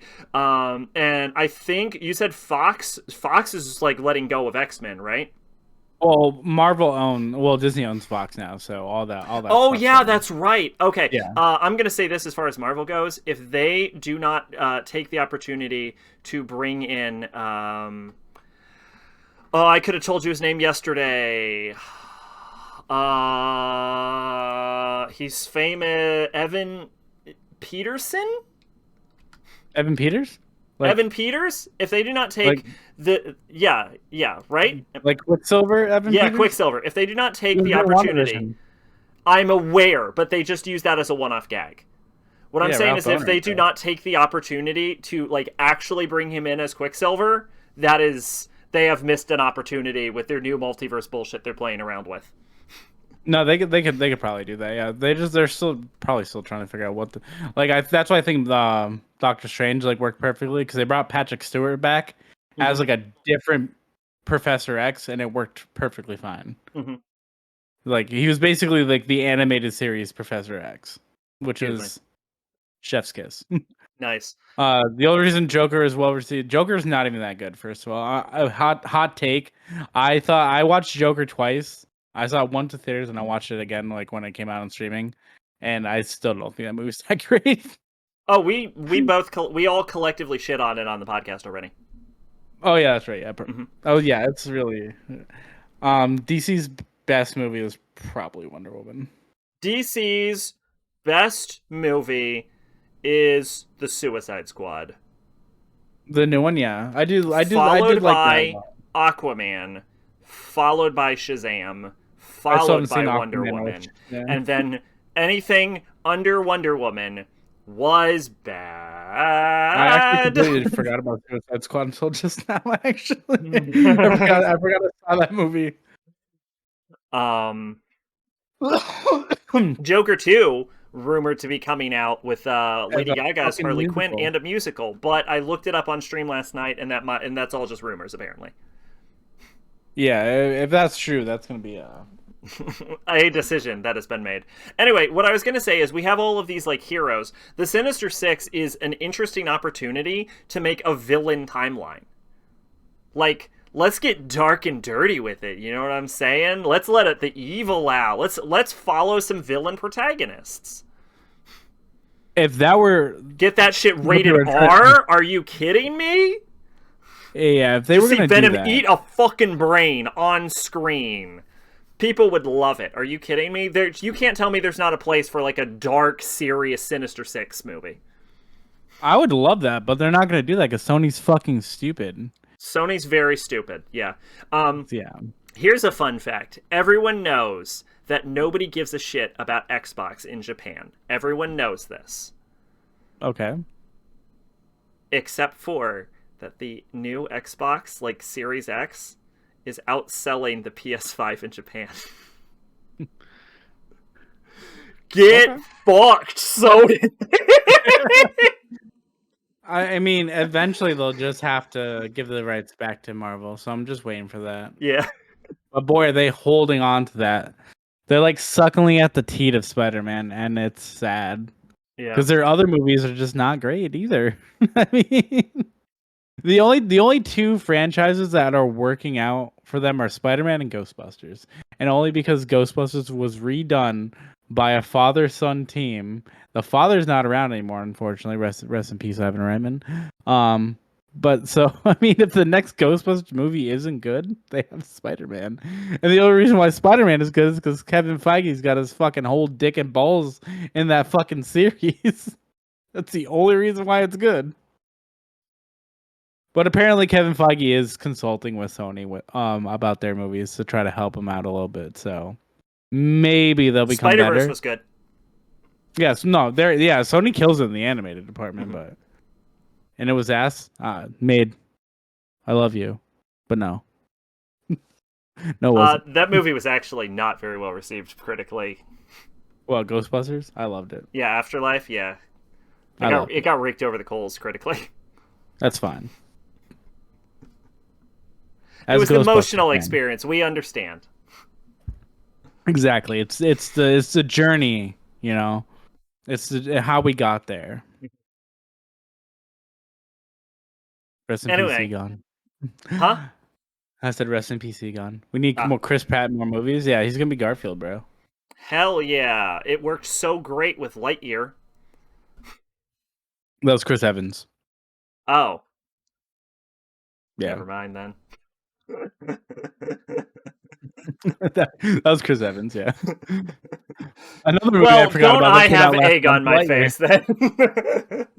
Also forgot about Jurassic Park too. I don't like Jurassic Park, so that's why I don't watch those movies anyways. But everyone said the new one was ass. I think dinosaurs are stupid. That's a very hot take. They're just big birds, people. Wow, what a fucking what a fucking take. Hey, that's what I was actually. R6 stole my joke. I was actually gonna say if they were so cool, why aren't they still around? Okay, that's fair. Made also bring up a good point. Yeah, if Harold Ramis did write this movie, it would probably be a lot better. But you know, it's the emotional implications that really make it for me. So I'm a nostalgia guy. Whatever, I don't care. I said it. You know, sometimes You I know like what? You're things that owning aren't it, that and good. that's respectable. Yeah. Like the Digimon Last Evolution Kizuna is not a great movie, but I loved it because it made me feel something. When UQ Holder first aired, when episode 1 dropped, I don't know whose decision this was, but they used Happy Material as the opening theme. And in the original Nejima anime, Happy Material was the opening theme sang by the cast of Nejima. And when UQ Holder aired 10 years later, they had the same song but sung by UQ Holder's cast. I'm not gonna lie, I shed a tear. Okay? Right? Yeah. See, thank you. Honestly, brings up a good point. I am basically like the nostalgia critic. I anything that gives me that like dopamine from nostalgia, like I will eat the fuck up. I don't care. I said it here. I know I have an issue. It is what it is. Yeah, but Doug Walker's whole gimmick is he's critical of nostalgia. Yeah, but honestly, I'm critical of it. But I'll sit there and shed a tear during the last Digimon movie with my 10-year-old daughter sitting next to me, and she's like, "Are you okay?" I'm like, "You wouldn't get it, bro. You wouldn't understand." You know what? Don't lose that spark, all right? Never go into legitimate criticism. It will ruin your life. Yeah, had a pretty good example of Animal House set in the '60s about how much '60s sucked. Animal House is great. Never seen it. I recommend it. I'll never see it. Let's be honest. I'll never see it. Watches all the Rocky movies. Yeah. So Marvel's No Capcom today, regrets. 2 out of 10. 2 out of 10. Don't rent it. Don't rent it. Don't buy it. Don't play it. Consider me your gateway into how bad this game is. The only good quality is the animations of the cutscenes and the voice acting. That's it. Right, Pokemon well, Heroes. we've got that. We've got a 0.2 out of 1 Marvel's Guardians of the Galaxy. Yes. All right. Moving on. Oh yeah. Yeah, maybe. Yeah, it has. I need to rearrange this because I keep making the same mistake.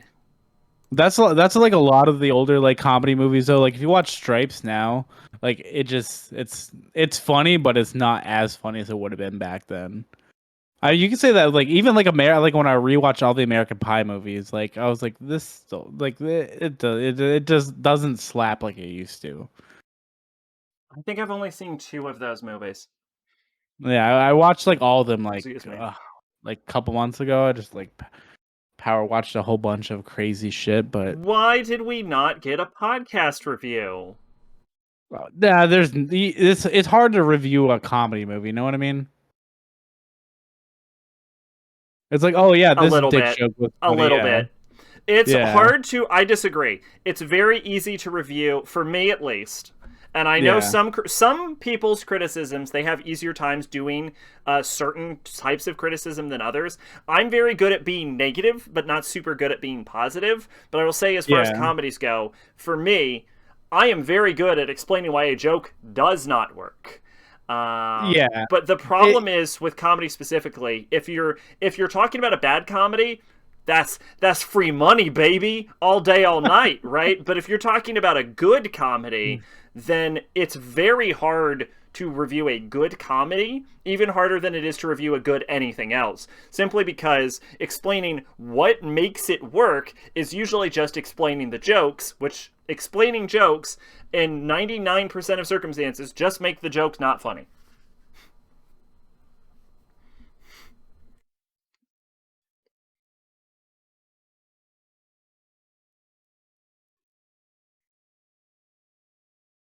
You're muted. That's why I never like I watched like the Jay and Silent Bob reboot. I watch a whole bunch of comedy movies, but I I liked won't the Jay talk and about Silent them. Bob reboot. It was like I liked it, yeah. Like it It's was not as solid. good as I like can't talk Strikes about it. Back, but It's definitely not no. yeah, but it's a pretty. I thought it was a decent movie. I think what held it back sometimes for me, I'll do a quick review. What held the reboot movie like back for me was like how meta it tried to be sometimes. Mm-hmm. But I understand why they did that, but like sometimes being meta just doesn't work all the time, you know? I wasn't super fond of it leaning into the like father-daughter themes that every single like returning series does. Like Bill and Ted did the same thing. Like it's just the thing. It's like, you remember these old guys that everyone loved who were used to be in old comedies? Well, they're back now, Yeah. and they've got sassy daughters who are better than them at everything, and they're losers in real life. And it's like, that's really lame. Like, if we're gonna do a nostalgia bait movie, fucking lean into that shit. Let's see our boys be our boys I honestly again. think that's why they made that plot decision because everyone was doing it at that time. Yeah, but Yeah. it was to the movie's detriment. Yeah, it really, yeah. I mean, it's cool. Like, okay, Kevin Smith's daughter is Jay's daughter. Okay, cool. Why do I want to care about this? Yeah, yeah. I just I want wasn't. to see more justice. That's all I That care about. that was my least favorite part about it. Yeah, I just want to see Jay and Silent Bob smoke weed and shit. Yeah, Yeah. didn't it like touch on like Dogma, or am I thinking of a different movie? No, I thought it hit like they reference the every Kevin single Smith movie. cinematic universe, right? Yeah, they reference everything. Jersey Girl, fucking Dogma, fucking everything, dude.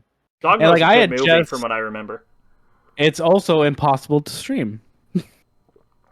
Oh, is It it? is. Yeah, it's the licensing for that movie is fucked or something like that. Oh man. So I don't even yeah, you can't even rent it on Amazon Prime, yeah. Oh. But yeah, like I had recently watched Jersey Girl before I watched the reboot, and when they were mentioning about something, I was like, oh, I get that now. Because like I rewatched Strikes Back too, and I was like, oh, they mentioned this, and I never noticed that because it was a Jersey Girl reference. It was like the one movie I haven't seen yet. It was like Jersey Girl. So, but Kevin Smith, hopefully Clerks 3 is good. I think I've mentioned every what? Yeah, Clerks 3. They just dropped trailer for like Wednesday or something. I was gonna say I've seen 3 Kevin Smith movies. I think. Yeah, I've officially seen them all. Oh, you want? Yeah, Kevin Marvel's Smith been. did say that. So has Adam Sandler. People give Marvel credit for creating the cinematic universes. It didn't. It just popularized the concept in the modern days. Yeah. People have been having Quentin Tarantino has a cinematic universe. Uh, and actually, a lot of like '90s directors, like '80s, '90s directors, have did the same concept. So it's hardly a Marvel thing. It's just Yeah, David Lynch. Like you wouldn't know that Dune and Blue Velvet are in the same universe. are they really? It's No, David Lynch. You can't lie to me on no, that. It very well might be. It's David Lynch. no, it's not. Blue Velvet, fantastic fuck movie. Dune, however, I did not like his Dune movie. I also didn't like the new Dune movie, but I think we've already talked about that. I don't think I No, like Dune. I don't think we We did. did. I didn't talk about Dune, really. I don't think so. Dune, five out of 10. That movie was overrated. Fair enough. It didn't look very good to me. There's my Dune review. Timothy Chalamet, though, pretty good actor. I want to see him in some more stuff. Yeah. It's, also back to that. Nope, showing we have Alanis not talked about Morissette. Dune. Yeah, showing Alanis Morissette as God. It's the best fucking thing ever. Because I don't know if anyone knows this, but I'm a huge Alanis Morissette fan. I don't know why, Probably because I came grew up out in the 90s. once. Yeah. Yeah. I think maybe because I'm a product of the 90s. My mom loved Alanis Morissette. I rip Alanis all the time. Okay, but that reveal is one of my favorites to this day. Still, of any sort of character reveal, it's always gonna be Alanis Morissette as fucking God. As hands down top 3 of all time. Number 2 is John Krasinski as Mr. Fantastic though, because boy was that a fucking gift to the general public. Anyways, We will talk more about that when I complain about Miss Marvel.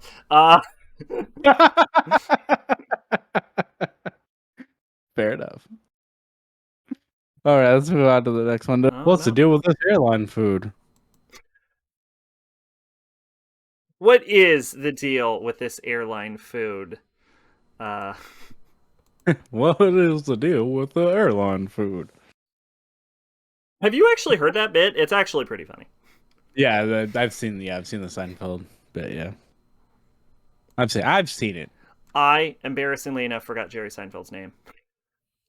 I was struggling. I was like, God, what the shit was this man's name? It was like that scene in like SpongeBob,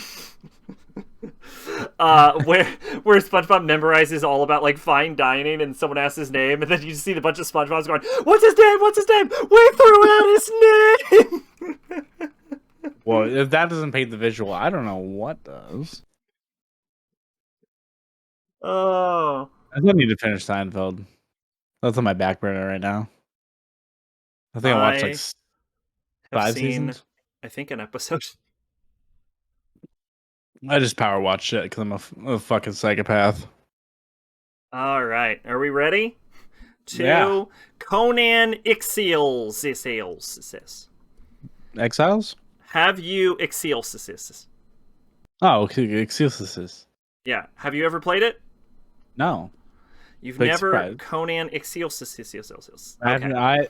The only Conan in the game I played is the Conan game for Nintendo, which is one of the worst games I've ever played in my life. I have also played a Conan game for 360, and it was not good. There's just some games that just aren't good.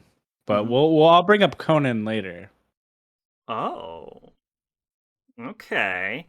Yeah, Conan Exiles is a game I bought years ago when it was in early access because it had a dong slider.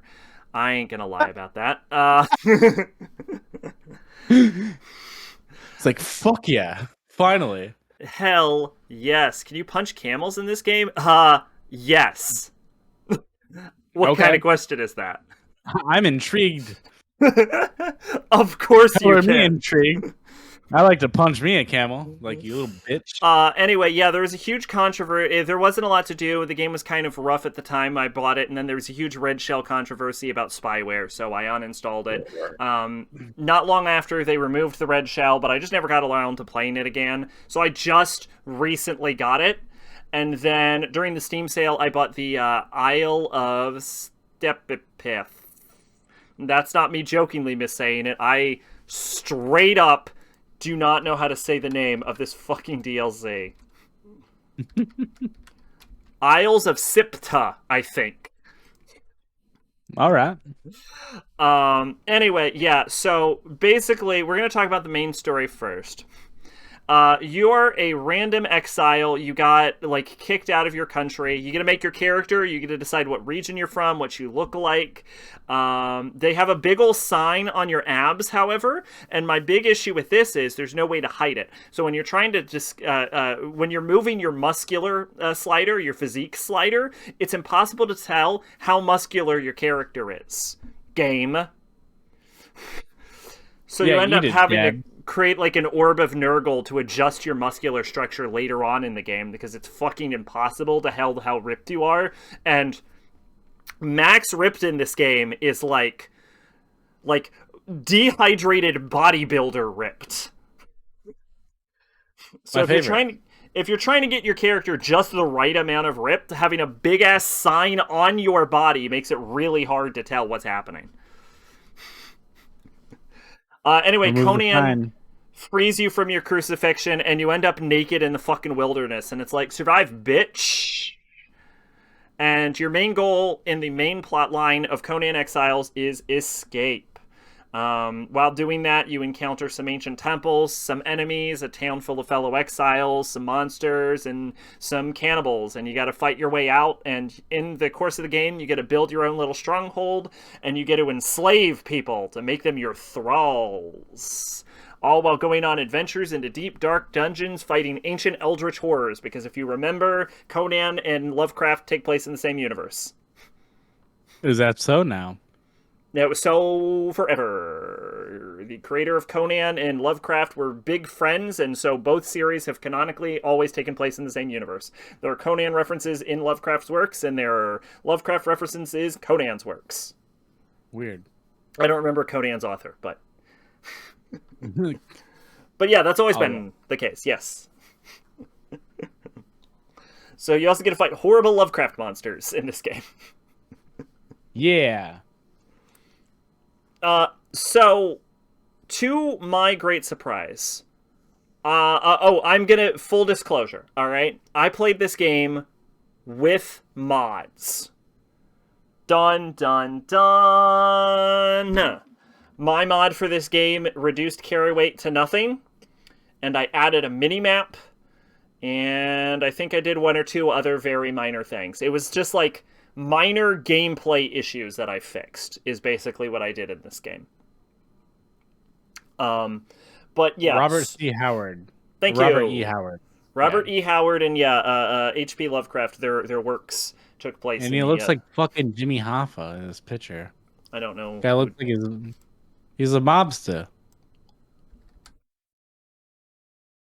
Anyways. I'm looking him up right now. Okay. Well, anyway. Yeah, so this is going to surprise maybe everyone. I liked this game. Okay. I didn't like it when I first played it. I like this game now. All right? First off, you get to make your own character. That's a win right off the bat. All right? Second off, all right? Here's second off. This is gonna disturb everyone. Your character, appropriate amount of body hair. Just gonna put that out there. Don't see that very often in a video game. Butt bush and all. Hell yeah. Are you kidding? Nailed it. On board. So anyway, there's that. But what I think... yeah, you get to build your own fortresses. I wasn't super enthused about that when I did the first level of the game. The DLC and the main game are two separate maps. So I'm going to refer to them as two separate playthroughs, basically. But in my first playthrough, I wasn't big into building my area. I didn't really enjoy it too much. I made a shack on a cliffside. That was my area, and it just expanded until I created a small city sector. Sounds about what I do. Built into a cliffside. It was kind of lame and wasn't that cool. I just picked up like random thralls as necessary. But what sold this game to me... Oh, and the combat on this game is jank as shit. Fall damage is weirdly finicky, but a thing I can... And you can climb anywhere like Breath of the Wild. But one thing I like to do is I like to let go of cliff sides, and then I'll grab the cliff sides and slide down the cliff sides very slowly, because it'll accelerate me down to the bottom of the cliff. But sometimes you'll just fall to your death or some shit. I don't know. Who cares? It don't matter. Crafting recipes in this game are locked behind XP, which sucks, and I had a mod that increased my max level to 700 to fix the issue, because you don't have enough XP to acquire every recipe in the game. So a lot of problems I didn't have with this game that I normally would have, I fixed with mods. But on the plus side, the game has built-in on-Steam mod support from Steam Workshop. So if you can get a mod working to fix your problem, there's probably a mod working that will fix your problem. Huh. So that's pretty cool, at the very least. If you're like, man, this sucks, there's probably a way to make it suck less. It's like a wife. Yes, there is, in fact, a way to make your wife suck less, too, I'm sure. Yay. It's called a needle and thread. Oh, God. Anyway, so I'm interested. so anyway, yeah. Those are aspects of the game that do suck that I was aware of that I completely circumvented with mods, as a heads up. But yeah, what really sold me on this game is the exploration, and I don't say that ever. Yeah, that's the first time in 2 years. You heard it here, folks. Yeah. I don't think I've ever given a game credit for exploration. No, that's not true. Fallout 3. But other than that, I've never given a game for exploration because you don't encounter games that encourage exploration often, right? There's no real guidance in Conan Exiles. It's just like, all right, you're in this world, you're naked, figure the rest out, dipshit. Figure it out, bitch. You don't even know that your goal is to escape until like midway through the game, and it's like, all right, it's time to try escaping, and you're like, oh, that's my goal? Oh shit. So you end up wandering around the wilderness, but like what works for this game is that because you can go through the map and the area is surrounded by this like death fence basically that if you cross you die, but like so you're confined in this area. Anywhere you go that you see that is inside of the death fence, which is everything basically, because you can see where the death fence is, you can go there and you can explore it, and there's plenty of stuff all over this very large map. So you'll see like a tower in the distance and you're like, I'm gonna go to that tower, and you'll go there and there'll just be some shit there for you to do. Maybe there'll be a little items, maybe there'll be some some enemies, maybe there'll be some resources for you to discover. You might find a whole ass dungeon, and then you gotta like get your gear up and being like, all right, we going into this hell pit. What's up, snake men? I'm being attacked by snake men now. Oh my god, it's a giant skeleton. Shit like that. Like you'll just be like exploring and shit will just happen and you'll just see it, and there's so much in all directions that it became a sort of like systematic thing for me where I'm like, okay, I saw some shit over here, I saw some shit over here, I saw some shit over here, I want to go here, and here. So I want to check out all of these locations, and I just kept doing it until I spread out like a spider across the entire map until I hit like every major point of interest that hit me. And you can like put markers on your map, and I had a minimap mod, and I recommend you getting it. But yeah, so it's like just like going around and exploring and talking to people, and sometimes you'll enter an area and you can't do anything there yet. But then like a Metroidvania, you'll be like in another dungeon halfway across the map and you'll find the key and you'll be like, oh, I have the key to this bullshit. And then you run all the way back and you're like, click, lock, bust that shit open. All right. It's a game where just like walking around and climbing on shit and looking out in the distance is just straight up fun. What is not fun about this game is resource management. Bum, ba-da-dum, bum. The amount of crap you need to craft an item in this game is comically too high. We're talking like you'll need like 300 pieces of iron to make like a sword or something.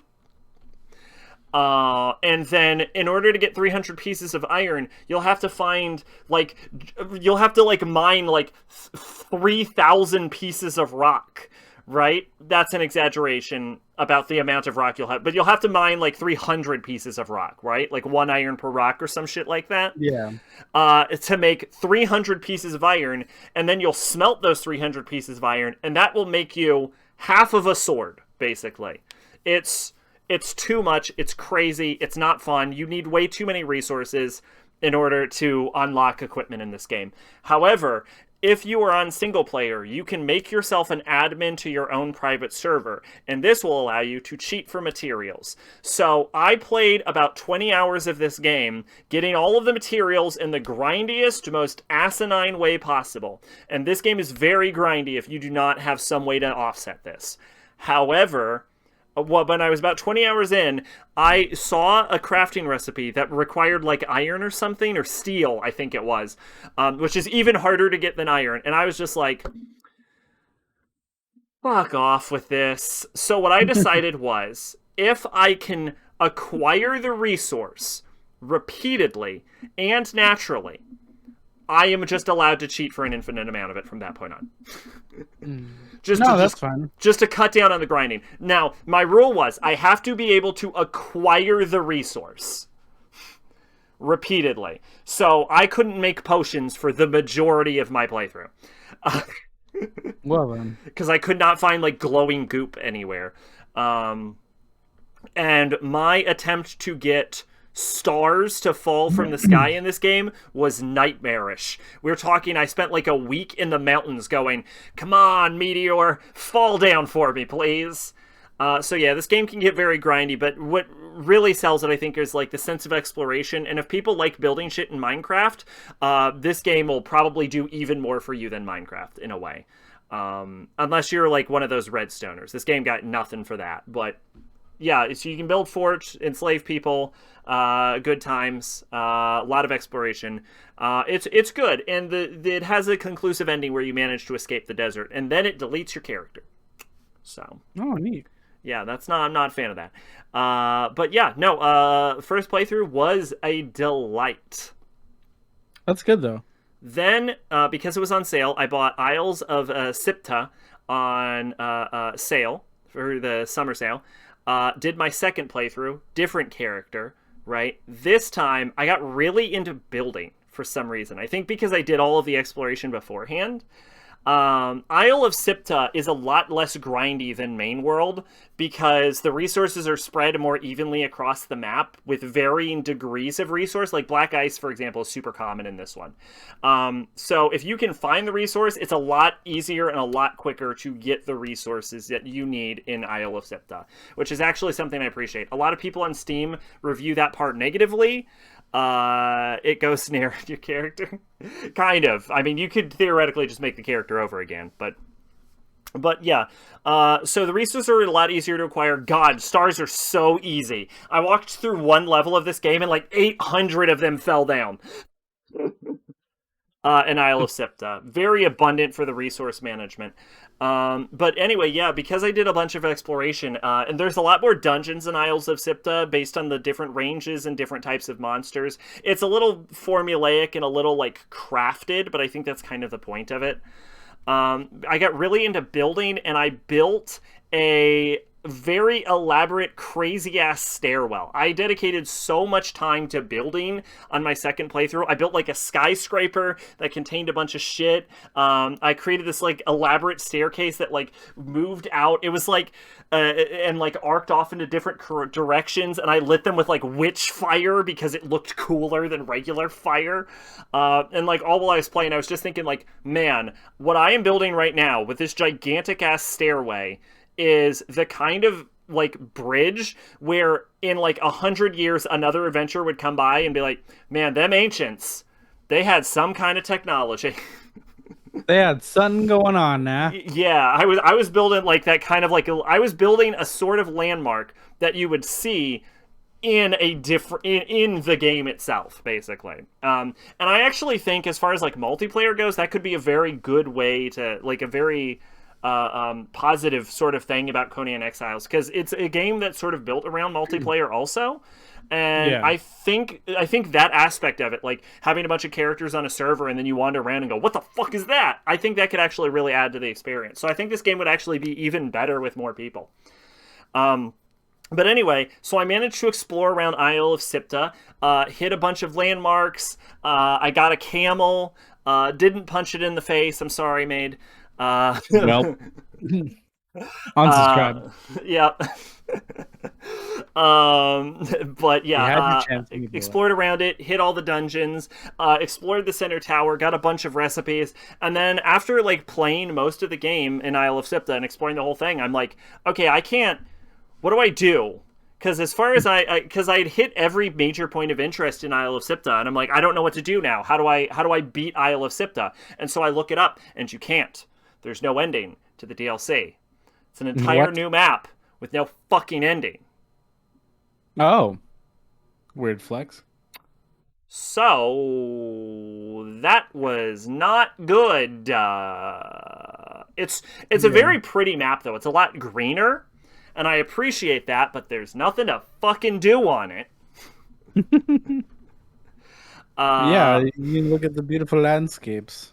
yeah, so that's Isle of Sipta, I guess.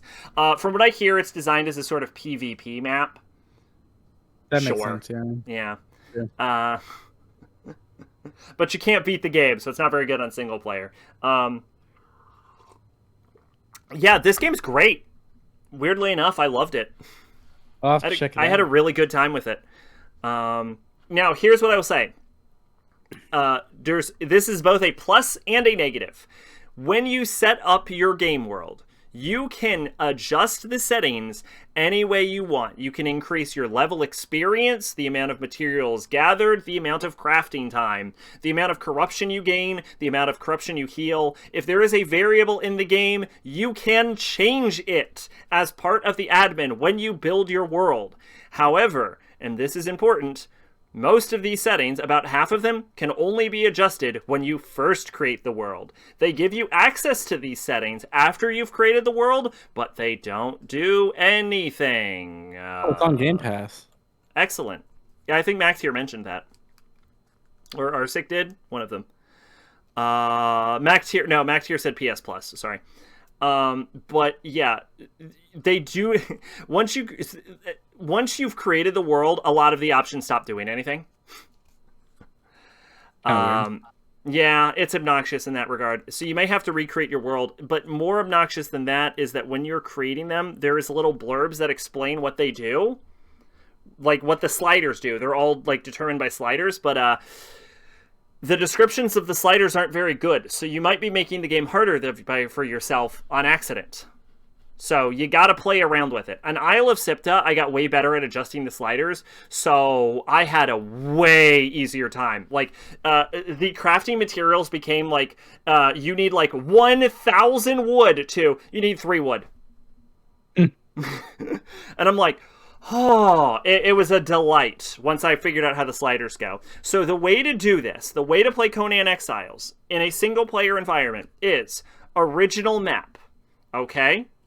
Mm-hmm. Don't need Isle of Sipta. It's pretty, good resources. There's no end game. Get that shit out of here, okay? Original map, and then you fuck around with the sliders until you get the game where you want the sliders to be. Correct experience rates, correct gathering, whatever's comfortable for you, that's what you set it to, okay? You can make it easier than easy, even, by the way. I like that. You can make it so you can kill enemies in one hit, like any enemy. It's great. Then what you're going to do is, after you play around a little bit and you get used to the game, you're going to find you're probably going to be having a good time, but there's going to be some things that are pissing you off about it. You're going to go to your Steam Workshop, and then you're going to get the mods that fix that specific thing that is pissing you off. Are you annoyed about your the amount of weight you can carry? Make it infinite. Are you annoyed about the amount of about the level cap? Get rid of that shit. Are you annoyed that you can kill enemies with blunt weapons? Fucking patch that shit out with a mod. And then you're going to have a really good Conan Exiles experience. Fair enough. I will give this game, I think, also a 0.8 out of 1 Guardians of the Galaxy. All right. You can't beat that. It's hard to beat that. It is. All right, moving on. Moving on. All right. The Boys Season 3. Just when you thought it couldn't get better, it does. I'm not going to spoil anything except for one part in the very first episode that's 10 minutes in. So if you don't want that spoiled, I don't care, because I need to talk about it because it's the most ridiculous thing I've ever seen. Hermate crawling up that guy's dick hole. That is exactly it. I've never seen live action sounding the way you think it would be, but that's exactly what he was doing. And that's nutty to me. And it's in the first 10 fucking minutes of this fucking season. I saw like a comment about that, and I'm like, what? So I looked it up on YouTube, and I'm like, huh. And then I was like, that happened. That dude's urethra is super open. Oh yeah, it's just his like whole body's open. Like open. No, I mean it's just like gaped the entire time he's in there. I'm like, okay, all right, maybe chill out, dude. You're like way too dilated. Yeah, but season 3 This expands is upon why what's when going you're on. sounding, you got to watch the size of the rod you're using. You don't want to go too big or you'll stretch yourself out. Good to know. But yeah, it expands upon the boys universe in delightful ways. Mm-hmm. After just watching season 1 and 2 and then reviewing it last time, I'm happy to say that this show goes up in quality as it has from season 1 to season 2. It does so again in season 3. And I was reading a couple things that they changed for the comics and I'm like, okay, this is fine. Yeah, they had They're Herogasm, correct? I they hear it's had Hero actually the Gasm. best episode, which is a major change from the comic because Herogasm wasn't very good in the comic. May I assume Huey did not get raped by Black Noir? He did not. Excellent. He did not. Why do you know? Black Noir actually gets a lot of shit to do in this and in the season 2. It's really really nice. He actually has a nice full arc when it Mm-hmm. comes to him and others. So obviously Soldier Boy's in this season as well. He's played by the guy from fucking Supernatural, the show everyone loves, but I think is not good at all. Oh, no, you don't understand. Everyone knows that Supernatural is terrible. Even fans of Supernatural, they just love shipping the boys together. Fair enough. But yeah, it was really fucking good this season, honestly. I honestly didn't think they'd be able to top what they did in season 2, but they did in every single. The Herogasm episode is one of the greatest things, especially because like they keep mentioning like Frenchie would like love this, and he's like not there for it, and then the next episode he's like, man, I kind of wish I was there. It's incredibly well written. Like I don't know who writes the show, but bravo to them because they just do a fucking fantastic job, man. It's honestly the He's best show on Dean. TV. Interesting. Yeah, that guy. He also voices Batman in one of the best Batman animated things too, and he also voices Red Hood in the Red Hood animated movie. There you go, Oh, that Jensen movie's Ackles. That's decent. yeah. Um, what was I saying? But yeah, I don't. So the only thing I wanted to spoil was the sounding thing because I think that is the most ludicrous thing I've ever seen on TV. Um, Herogasm was written by Jessica Chow. okay, kind And of Payback was written by Craig Rosenberg. it's fucking Craig. Just in case you wondered who wrote the sounding scene. It's- I never thought I'd see that on a TV show, and here we are. And like not a day before that, there was the Disney cruise leak, like the Marvels experience, and Paul Rudd goes on a rant about how he didn't go up Thanos' butt, and then literally the next day I see this, and I'm like, God, is this why they did it? Have the A memes gone too far? rare good video by Matt Pat about no, it wasn't Matt Pat. I take that back. It was by Kyle, aka from aka Science Thor. Did a video on what would happen if Ant-Man actually tried to climb up Thanos' butt. He would fucking die. Because the idea is that intestinal lining is very, very strong. Theoretically, Thanos would, one would assume, have stronger than normal intestinal lining. So when he goes to expand, he would just be crushed underneath Thanos' butt muscles. Sounds about right. Yeah. Sorry, Ant-Man.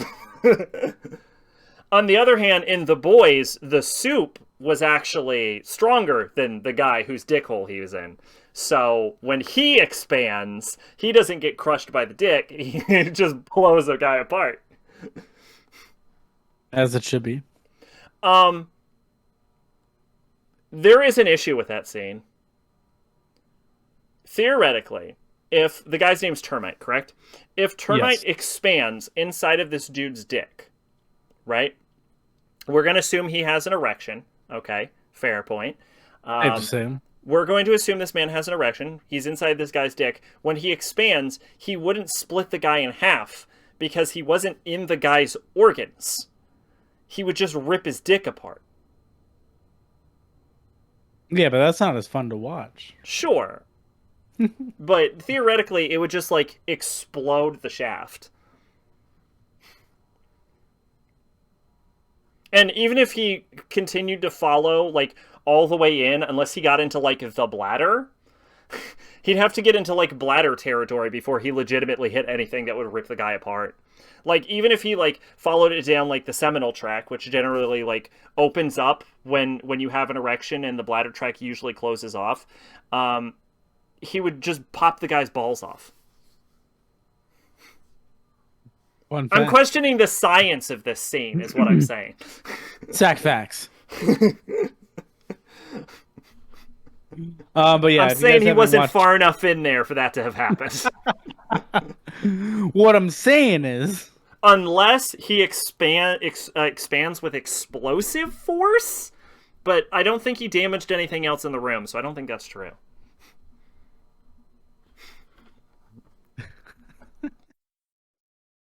I didn't know this would have been the topic today, you know? Anyways, yeah. Because you intentionally brought this up. I had to talk about it, okay? I can't talk about it at work. It's not work appropriate to be like, hey, did you see that scene where the guy, like, goes into some other dude's dick? No, it's just like, it's not for everyone, you know? It's not safe. Not safe at work. Sure.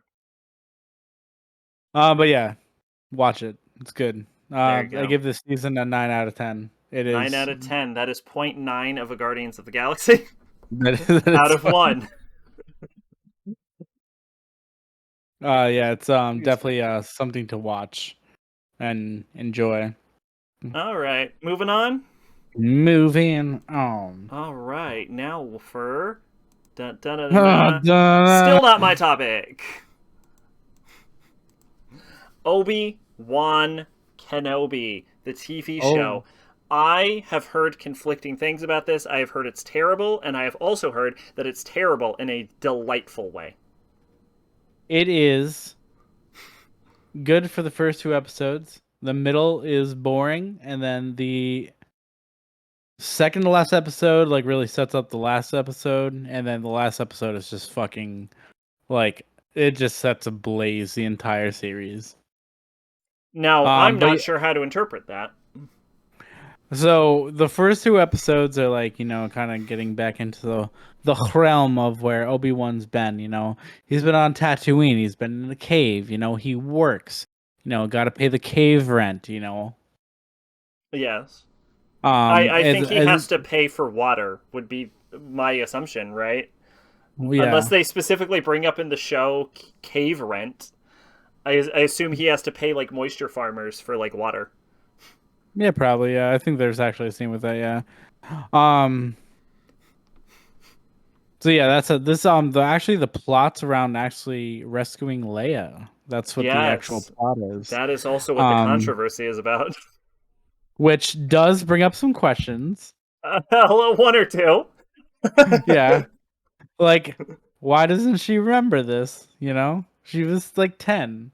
Well, from what I've heard, she's told specifically at the end to never bring it up again, and that's the justification. Yeah, basically. Which is stupid. But does that work?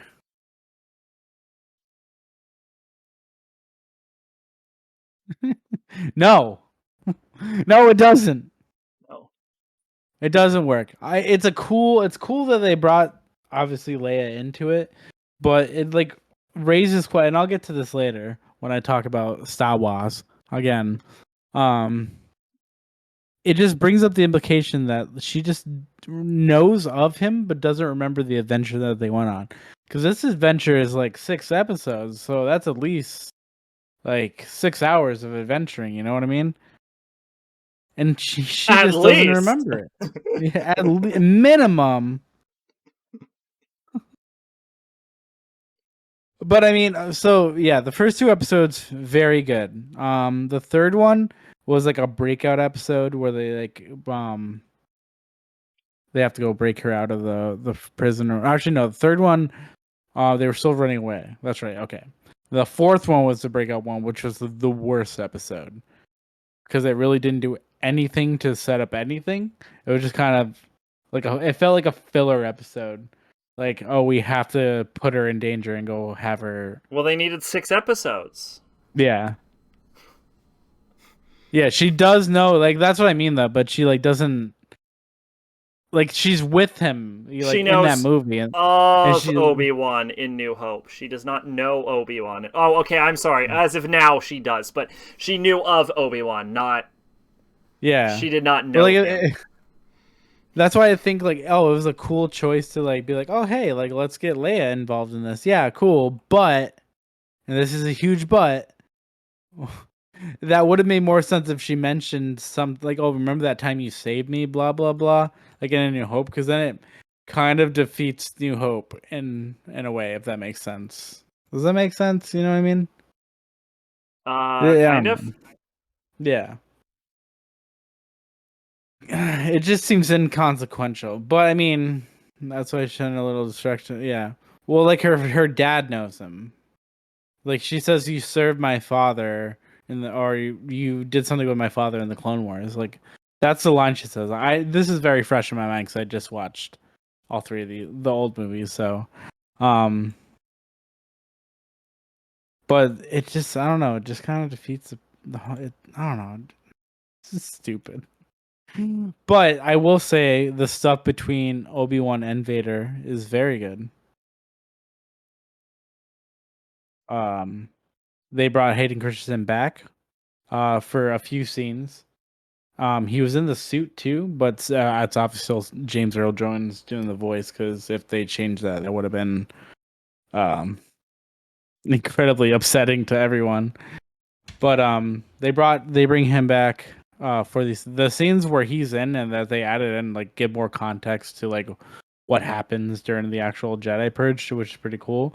And One obviously, thing real quick. One thing real quick. yes, General Kenobi, years ago you saved my father in the Clone Wars. Now he begs you to help him in his struggle against the Empire.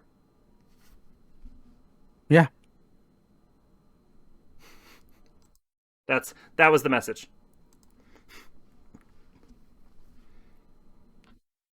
it's a good message. The implication is that she did not know him. Her who gives a shit Organa knew him.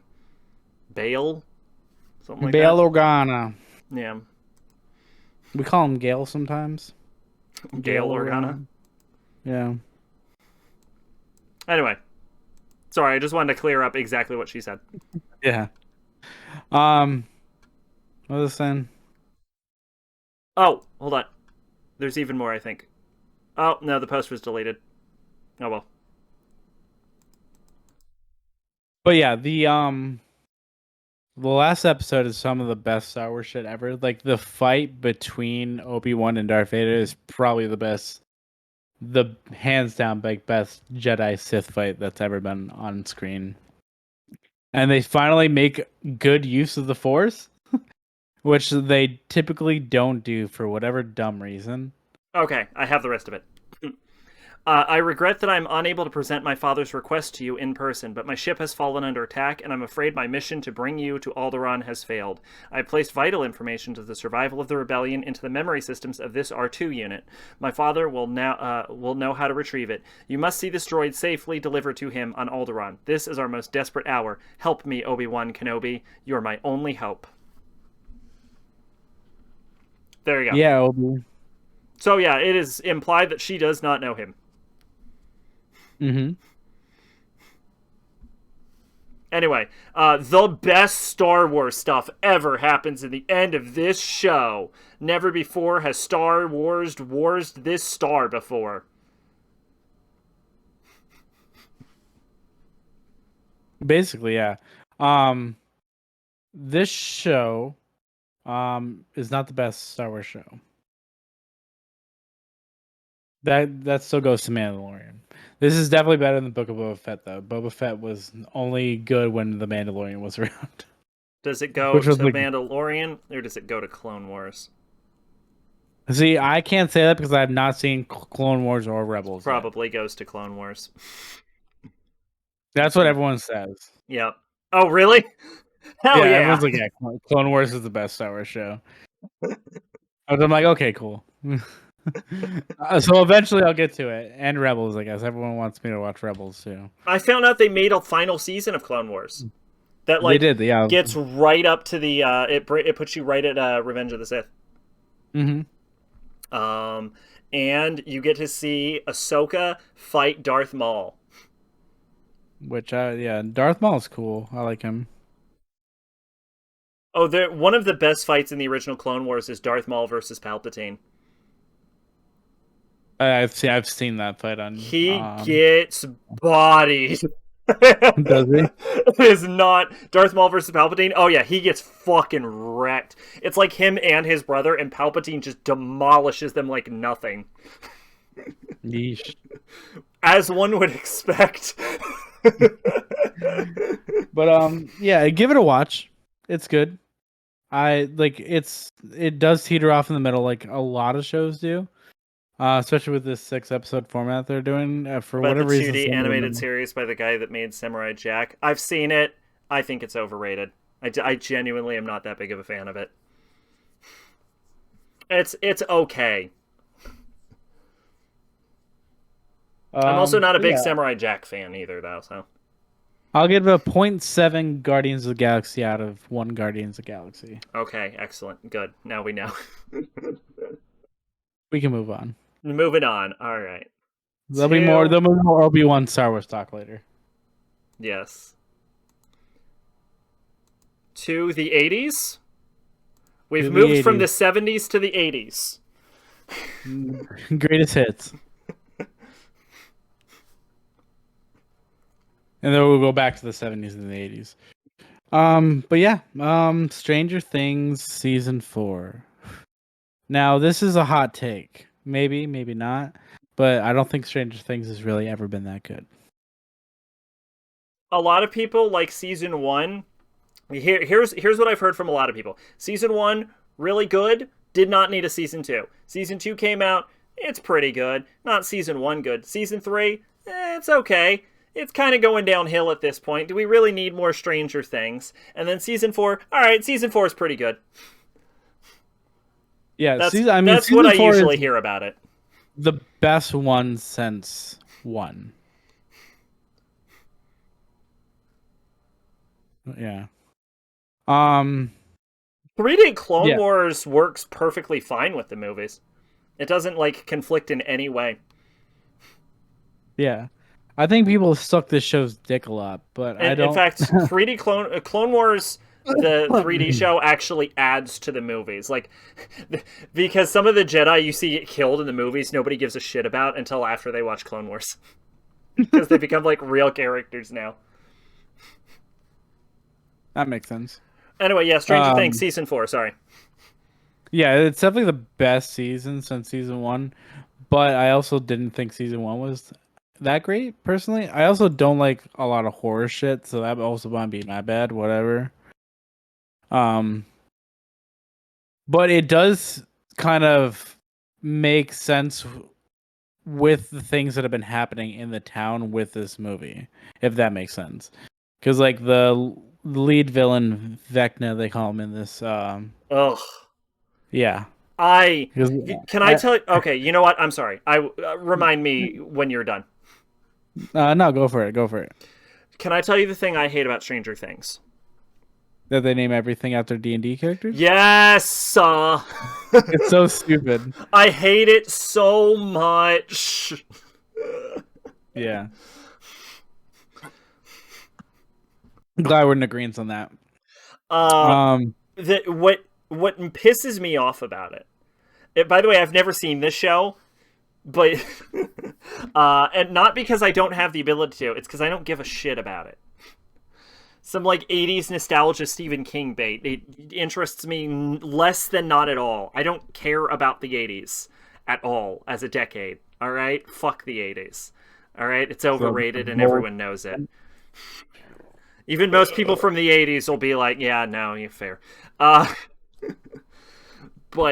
here's the thing. Okay, here's the thing about naming things after D&D monsters is they're not even accurate. Like, if they at least kind of vaguely were like the D&D monster, I wouldn't even have that much of an issue with it. But they're nothing like the D&D monster. Yeah, I mean, yeah, I can see why they do it, but I think it's a stupid ass decision, and I'll have no part of it. Like, the first monster in the Stranger Things was Demogorgon, correct? Yes, which do make a comeback in this. Okay, I'm gonna see if I can't get a picture of you. Talk for a little bit. I'm gonna see if I can get an image of Demogorgon on the fucking screen, so you know why this is so goddamn irritating. But yeah, this season, yeah, it does kind of like finally explain what is going on. Doesn't explain what the upside down or whatever they call it is, but I guess they're doing that next season, which I'm like, could have probably forget. I also want to give Roger Rabbit and Bill and Ted. Fair enough, yeah. I also want to say that this fucking season was far too fucking long. Like the last episode alone was 2.5 fucking hours, and that is ridiculous. Like that is unnecessary. Like they could have there was a good break point where they could have split it up into another episode and just made it like I think 9 episodes or something or 10 or I don't remember how many were in the season, but I don't understand why they like fucking did that.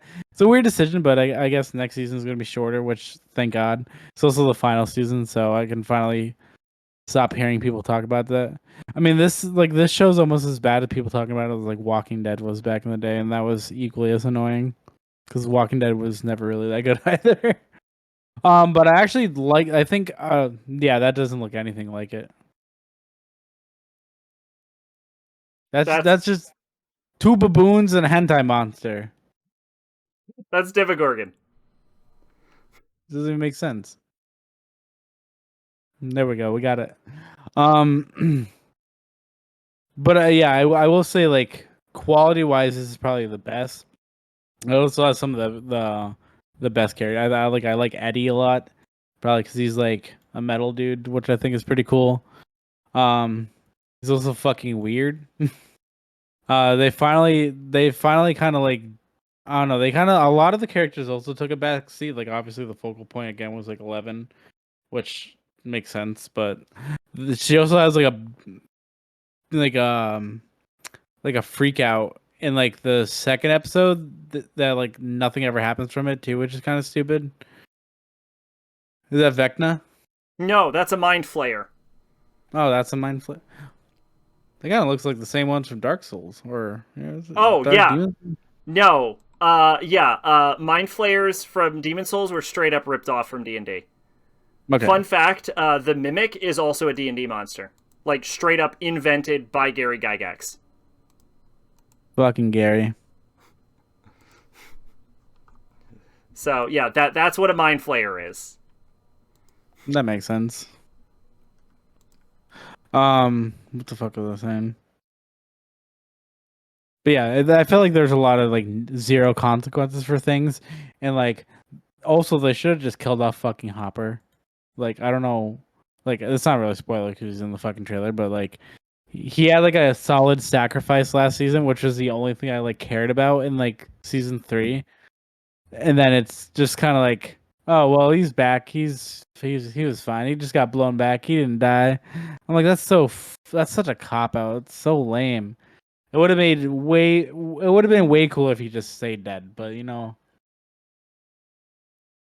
I think they're too afraid to actually kill off people unless they're like secondary cast members. Um, which I'm not gonna get into, but Demon Souls Lovecraft's the shit out of them too. Yeah, yeah, true. Yeah. Um, No, what was I saying? no, it doesn't. No, that's how. No, that's them. That's mind flayers. Pretty much, It's yeah. unabashedly mind flayers in Demon Souls. They didn't change anything about them. Um, yeah, they'll only kill off secondary characters, which I find kind of annoying. So I would have liked to see someone of the main cast actually die this season, but they didn't. But it's like, dude, just come on, don't be pussy. Just write a character. I think that's the only part of Game of Thrones that I enjoyed as much as I did was the fact that they had the balls to actually kill off main characters. And obviously that happens in the books, but you know what I mean. They could have changed it for the show like at any point, but they didn't. They stuck to it.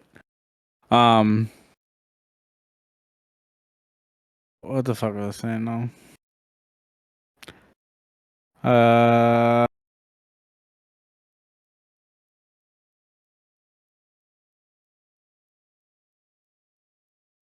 Wow, I lost train of thought.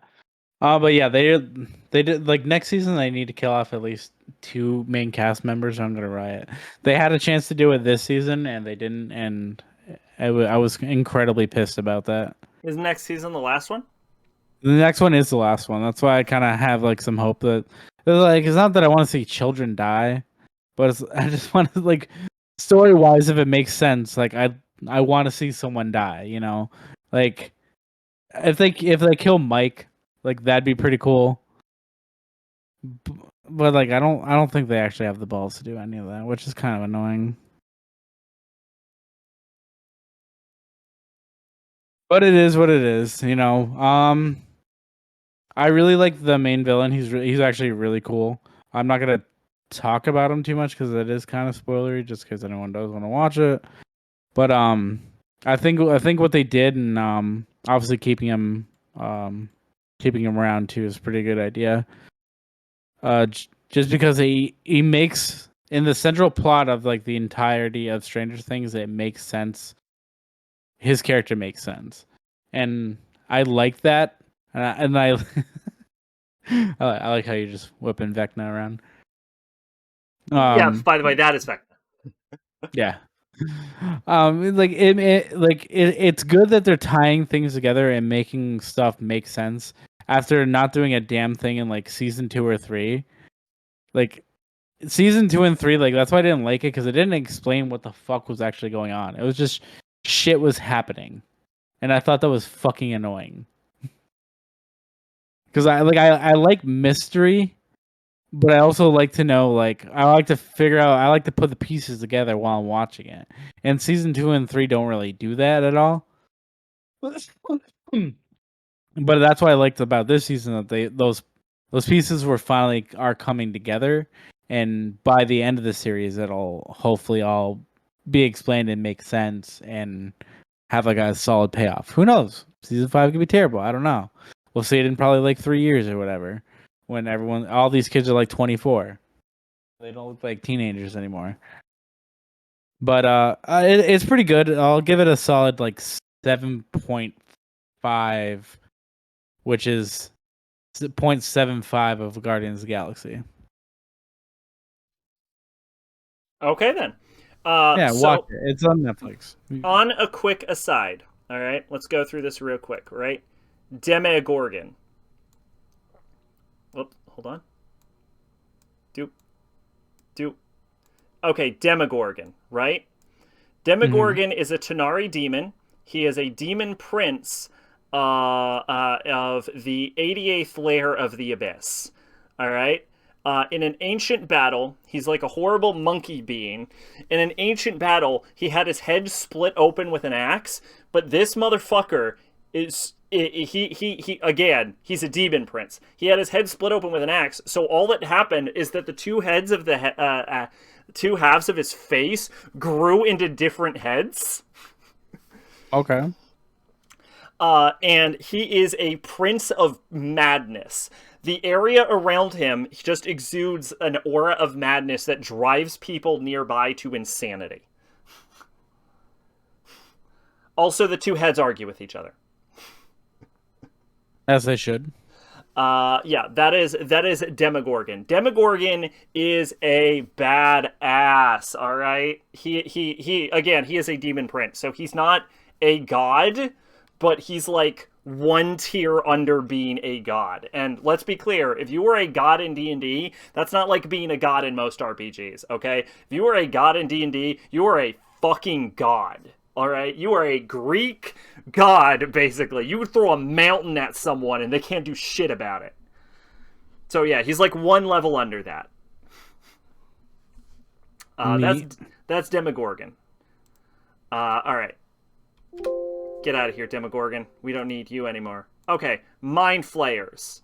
All right, Mind Flayers are a lot less cool. First off, there's more than one of them. All right, they're a generic enemy. Although, from what I understand in Stranger Things, they're like the end-all, be-all, right? Something like that. There's like some kind of horrible super monster. Yeah. All right, Mind Flayers in D&D are basically exactly like Mind Flayers in Demon Souls. They are a race of monsters, also known as the Illithid, and they basically they eat your brain. All right, they just crack your brain open and they go and they eat that shit. They have psychic magics. They're all psychic. They have psychic mind powers. They can create pet brains with legs called brain eaters. And one other thing they do, the way they reproduce, is they have a gigantic brain and a spawning pit that creates little tiny tadpoles. And they take the tadpoles, they're like little fish monsters, like lampreys with like teeth all around them, and they shove them into someone's body, and it gestates into their brain until they fucking explode. That's how you make a mind flayer, all right? That's how mind flayers flay. They fly around the astral sea, and I believe Nautilus shells, as revealed by I was gonna say Pathfinder, and that's super wrong. Spelljammer. And fun fact, the oldest beings in the D&D multiverse, outside the Lefay, mentioned in the Epic Handbook from 3.5, are the Aboleths, who were created when the universe was first made. And they remember all beings in the universe coming to creation, except for the Illithid. And that is because the Illithid were not created in the current time. They're actually from the far future, where they have conquered the entirety of the D&D multiverse, and they are actually traveling back in time so they get more brains to eat. Okay. All right. That's the Mind Flayers. All right. Now we've got Vecna. Now Vecna's different from the rest of them because he's way stronger. Vecna is a god, like straight up. He is the god of, like, on death and, like, necromancy. He was a lich, I believe, from the Greyhawk, which was Gary Gygax's world, who managed to find a way to become a lich without the influence of the demon prince Orcus, who creates most liches. He became a god of undeath. He wanders the multiverse, and he is also a god of knowledge. And so he has removed his eye and hand, which is why they're glowing in this image, and he has set them loose on the multiverse to acquire knowledge and information for him. So that's Vecna. He's literally a god, and he has the most crazy bullshit powers you can imagine because, again, he's a god. And being a god in D&D means a lot. They like the highest level you can achieve in like 5th edition D&D is like level 20, whereas in like 3rd edition D&D Bahamut was like level 108. Like gods are start in D&D at like level 50, okay? Like so yeah, no, Vecna's a motherfucker. He's also the main villain of the first Critical Role campaign. Is he really? Yes. Oh, cool. Mm-hmm. Fun factoid. Which came out before Stranger Things. Give fuck Stranger Things. Anyway, yeah, I don't care about Stranger Things because it's all about 80s nostalgia, and I don't experience 80s nostalgia in the slightest. But... yeah, my main problem is that it takes D&D monsters' names, and I don't like that. Because, one, nothing like the actual monsters. And two, if you look up, like, Demogorgon, you just get Stranger Things. So it's like taking over the source material, and that kind of pisses me off. Alright, that's it. All right, moving on. Moving on. Creed. Reads. Creed. You said you were going through the Rockies. Did you actually do it? Did you get to Creed I at all? watched 1 through 3 fully, and I got halfway through 4 and fell So you asleep, and I didn't haven't got back to that. get to Creed. Okay, what you need to Not get to understand Creed. about Creed is that it was directed by Ryan Coogler, who made Black Panther Yeah. and one other movie no one gives a shit about. What's the other movie? Something Fruitvale or some crap. I don't know. Mr. Uh, Coogler. Ryan Coogler made Black Panther and Fruitvale Station? No idea. Every movie this man has ever made has had Michael B. Jordan in it, though. I'm not joking. And what it really gets me about Creed stars Adonis Creed, who is the son of Apollo Creed. Hello. Yes, but he's the illegitimate son of Apollo Creed, and he comes the fuck out of nowhere. Um, but yeah, he's like he's somehow the son of Apollo Creed, but he's like he's just like ends up in like a juvie house. I don't understand how this character exists, and I don't know why they wouldn't have just taken one of Creed's actual legitimate children. It's so many weird writing decisions on this movie, right? Like it brushes on being good and then never achieves goodness. I guess I should say this movie's fucking terrible, by the way. On every single level. Ryan Coogler directed this movie like hot fucking garbage. And I'm willing to say that because the only reason I know who directed this movie is I noticed it was so poorly directed that in the middle of the movie I looked up who directed it so I know who to blame for this. Whenever we're in a dialogue scene, the shot composition is so fucking boring. All right? Which is okay enough. But the problem is that this is a sports movie, and the sports direction on this movie is ass.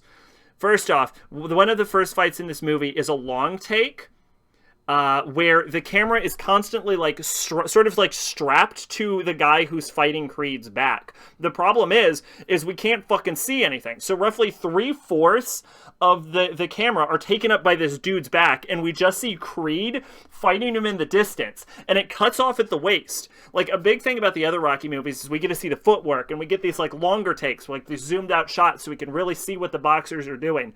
In this movie, the implication I got is that no one did any actual work in how boxing works because they didn't bother to shoot any of the fucking boxing. So I have this long take that's supposed to be impressive and keep you in the action, but you're just staring at 3/4 of a dude's back like the whole time, and you like awkwardly see like the fucking Michael B. Jordan like punching in the front of the screen.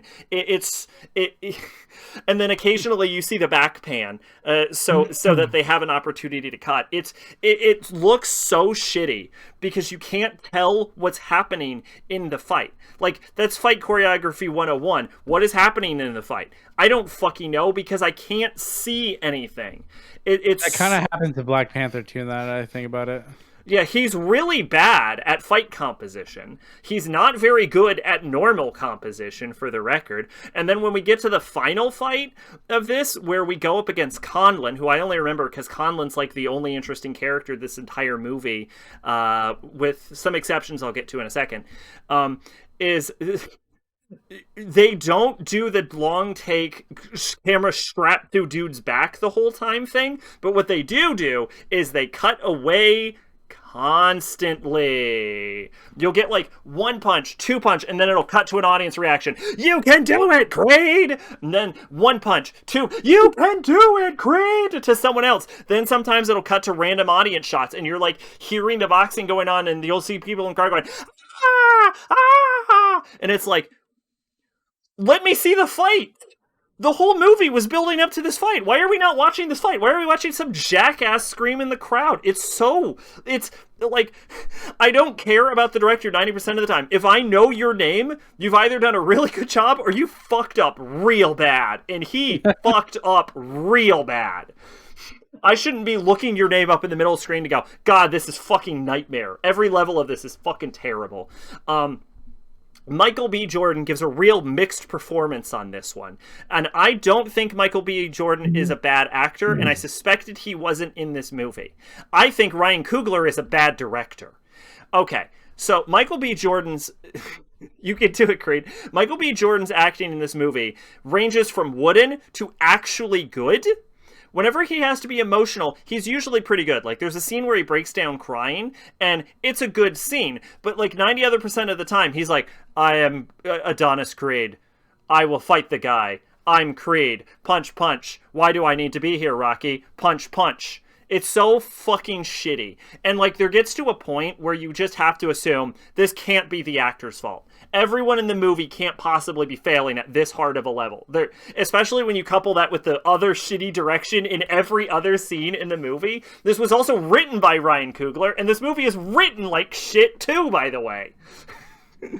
And then there's Tessa Thompson, who plays the female love interest, who's going deaf. She's just going deaf. That's her, and she loves music. Her personality, she's going deaf and she loves music. That's her whole personality. You think these two things would be mixed, and I'll get into that in a second, but they're not. They're not related in any way. Tessa Thompson's performance in this movie is so unbelievably bad. At no point did I believe that she was a character. I only ever saw an actress. To the point where I needed to look up who the actress was because she was doing such a shit-ass job the entire movie. The acting in this movie is fucking terrible. No one in this movie is a good actor that was under the age of 50. Now, there were 3 good actors who actually did a good job in this entire movie. Those 3 actors were some old white guy who was the manager for Conlon, Sylvester Stallone, and I believe her name is Felicia Rashad, who played Claire Huxtable in The Cosby Show. She was the best actor in the entire movie, by the way. But Stallone also did a pretty good job. Everyone else who was under the age of 50... Huh? Did she play like Creed's mom or something? Yes, she did. Okay. Every other character under the age of 50, and there were only 3 of them, did a terrible job. Michael B. Jordan was mixed, and I think that's only because he had the most scenes, so he had the most opportunities for Ryan Coogler to not fuck up. This movie was written by Ryan Coogler. Like I said, Adonis comes out of nowhere. I don't know why they didn't just use a different Creed kid. Most of the scenes just drag in places. Okay, have you heard of this in writing? How they always tell you as a writer, if you're writing a screenplay, to avoid a diner scene where 2 characters sit down in a diner and just have a dumb conversation? Yes. Well, guess what? This movie had a diner scene. You knew it. You had it. Where Tessa Thompson's character, I don't even know her fucking character's name, all right? That's how bad of a job she did in this movie. I know her as Tessa Thompson now, in shame. Tessa Thompson's character explains how she's going deaf and she loves music, which is her only personality traits. And you would assume that the whole time they're talking about, like, legacy. That's the sort of theme of this movie, about how Creed is wary of taking up Apollo's mantle as about the legacy. About one of the best boxers of all time, right? Yeah. But they're also warning that it's like Ivan Drago killed your dad, right? So the movie touches on themes of like self-destruction and maybe sacrificing yourself for your art. Is Creed going too far? Is he going to die because he's pushing himself too hard? You know what I'm saying? And you could so easily, and I want to be clear, you could so easily parallel that with Tessa Thompson's character, because she loves music, she's a singer, she's a musician. What if she was going deaf because of her music? Literally sacrificing herself for her art, like Adonis is sacrificing himself for his love of boxing. Wouldn't that be an interesting parallel that the movie doesn't do? She's just going deaf for no reason. how I've never seen a movie almost hit good writing and then botch it. This movie botches everything. Everything about this is fucking terrible. The movie also talks about, like, Apollo Creed, like he was the greatest boxer ever. They're like, man, if I had to say who the greatest boxer ever is, that would be Apollo Creed. And it's like, are we forgetting that fucking Rocky beat Apollo Creed twice? Well, no, he beat him once on screen, and then he beat him, like, and he went the distance against him. So we know that Rocky's better, and then Ivan Drago killed Apollo Creed in the ring, and then Rocky beat Ivan Drago. So if people are talking about who's the best boxer ever, wouldn't it be Rocky? This movie kind of shits on Rocky to talk all about that Apollo Creed, because it's a movie about Adonis Creed, but it's like, we don't need to tear down Rocky to build up Apollo. That doesn't make any fucking... Why are we doing that? What are you doing? What are you doing, movie? You gotta build on the legacy of the existing character. It's so fucking asinine. Weird choice. I forget if this is the movie where fucking Rocky gets cancer. I think this is the movie where Rocky gets cancer. Anyway, this is the movie where Rocky gets cancer. Yes. They also have this remix of the, like, Rocky theme song. It's not very good. Yeah, this movie sucks. Everything about this movie sucks. The acting, the directing, the fucking screenplay. Not a single thing about this fucking movie works on any level. The soundtrack sucks. The color gradient in this movie is boring compared to the older Rocky films. I don't know how you fuck up this bad. Ryan Coogler is a bad director. He's a bad man. Okay, I don't want to go that far. I'm sure he's lovely as a person. I don't want to go as far with this Creed rant as you went with your Ghostbusters rant, but because you went in on Ghostbusters 2016. I don't know if you remember. I don't know if you remember how bad that was. Oh, how bad the movie was or the rant? Because let me tell you. But yeah, no, this movie sucks. Just everything about... Literally, this movie is god-awful. Alright, moving on. To Creed 2 Electric Boogaloo. Creed 2 Electric Boogaloo. This movie's okay. I thought this was made by Ryan Coogler, but looking into it, nope, made by some other guy, and that's why it's better. And it was also written by Sylvester Stallone. Go figure. Go figure why it's better.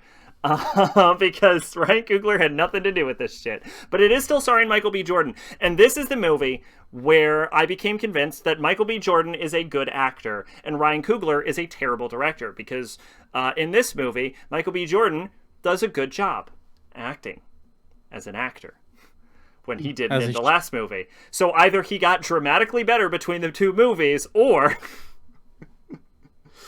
Tessa Thompson is acceptable in this film. Fair. But needless to say, the old people are still the baddest. The script on this is a little weak. Mostly Rocky's like, I don't want to see you fight. By the way, this is about Adonis Creed fighting Ivan Drago's son after he became the World Heavyweight Championship out of nowhere. Just off screen. We don't even see it. He's just suddenly the World Heavyweight Champion now.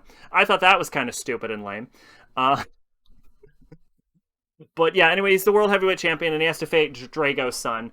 Drago's son has a character arc in this, but even more baffling than that, so does Ivan Drago.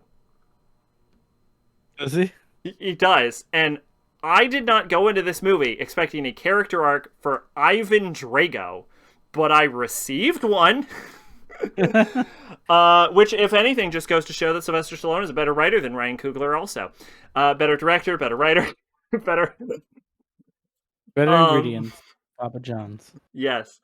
Yeah, this movie's decent. There's not a whole lot to talk about. In this movie, Creed has Adonis has a kid who's going deaf. Oh no, just like his wife, because he gets married to Tessa Thompson's character in this. It's a serviceable movie. It's far from the best Rocky movie for sure, but I do appreciate. Part of me wonders if I didn't like this movie more just because the last one was so bad.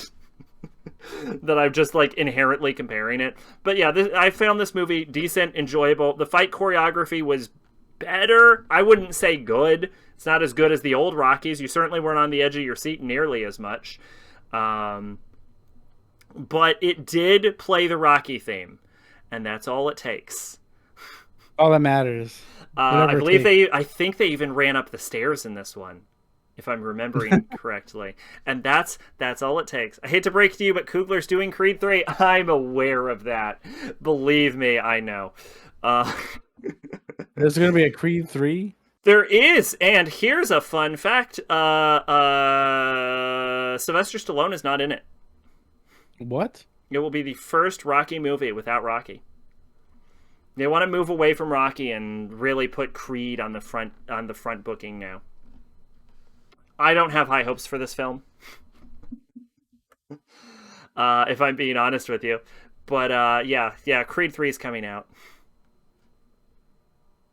Michael B. Jordan is directing it. I don't know how he does as a director. I guess we'll find out then. But yeah, Creed 2, it's an okay movie. It's decent. It's got some fan service in there that you want to see, and it retires Rocky as a character, which, fun fact, Sylvester Stallone is the... I don't think it was for Creed. I think it was for the original Creed that he got... I believe it was the original Creed. Sylvester Stallone got an Oscar nomination. And he also got an Oscar nomination for the first Rocky film also. So isn't that fun?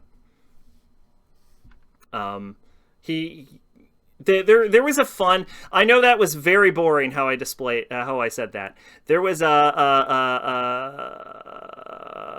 received critical acclaim along with Oscar prize of the role for 2015, received Universal along with Oscar nomination. Fuck it. Anyway, yeah, there's a fun fact about Rocky as a character and Sylvester Stallone as an actor and his like Oscar nominations. I don't know. Go look it up. I forgot what it was offhandedly. Like he was like nominated across like 5 decades for playing the same character. Something like that. It's a real fun factoid. If only I knew it. If only I knew it. Move away from my embarrassment. What did Mark Hamill get that too then? And Carrie Fisher? And Harrison Ford? No. Oh. They weren't in Star Wars 1, 2, 3. Yeah, I guess you're right, yeah. Yeah. I'm very disappointed that I cannot find this. Hold on. Maybe it's under Sylvester Stallone. Yeah, maybe it's under me. You know, I'm just a guy that was in a porno. I don't like knowing that information. While Zach's looking that up, I'll give my quick Rocky 1 through 3 review since I only watched those ones. I did see Apollo Creed die in the first one. That's when I fell asleep. It's like, if he dies, he dies. It's like, cool, okay, we get it. Rocky 1, a fucking weird movie where Rocky's like a creep the entire time. Yeah. Rocky 2, better, but the same movie. It's the same movie, but better, without the creepiness of Rocky being like, oh no, that movie's worse. You want to stay Then Rocky 1? Then Rocky 1? No, that movie's way worse. It's worse on like a directorial and a writing standard.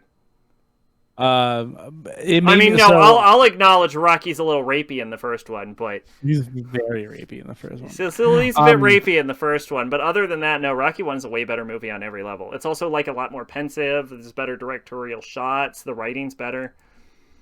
So here's like you said, Rocky 2 is just the same movie. Here's where I'm going to differ on opinion of this. I look at the Rocky movies not as sports movies, but comedy movies because they're fucking hilarious to me. You watch that porno. Comedy-wise, Rocky 2 is the funnier movie. Mostly because he screams at the end, "Yo, hey, we did it! We did it!" And I laughed so hard at 1:30 in the morning that I woke up my neighbor. And she texted me to make sure I was okay. Okay, I'll acknowledge Rocky 2 is funnier. Rocky 1 is a better movie. Oh, 100%. But as a comedy movie, Rocky 2 is way funnier. Okay, Rocky well, then Rocky 4 is the best. Rocky 4 does get up there. Rocky 3, I cannot for the life of me. Oh, that's a Clubber Lang one. That one is easily the most forgettable one. Yes. Yeah, it is. Yeah. Cause, just because he's like, I'm fucking rich now. What are you doing, Clubber? Come here. You want I to was gonna fight? make an argument for Rocky 5, but then I'm like, no, you're right. I don't Yeah, remember. I don't remember anything for Rocky 3. I don't. The Rocky trilogy 1 through 3, I give it.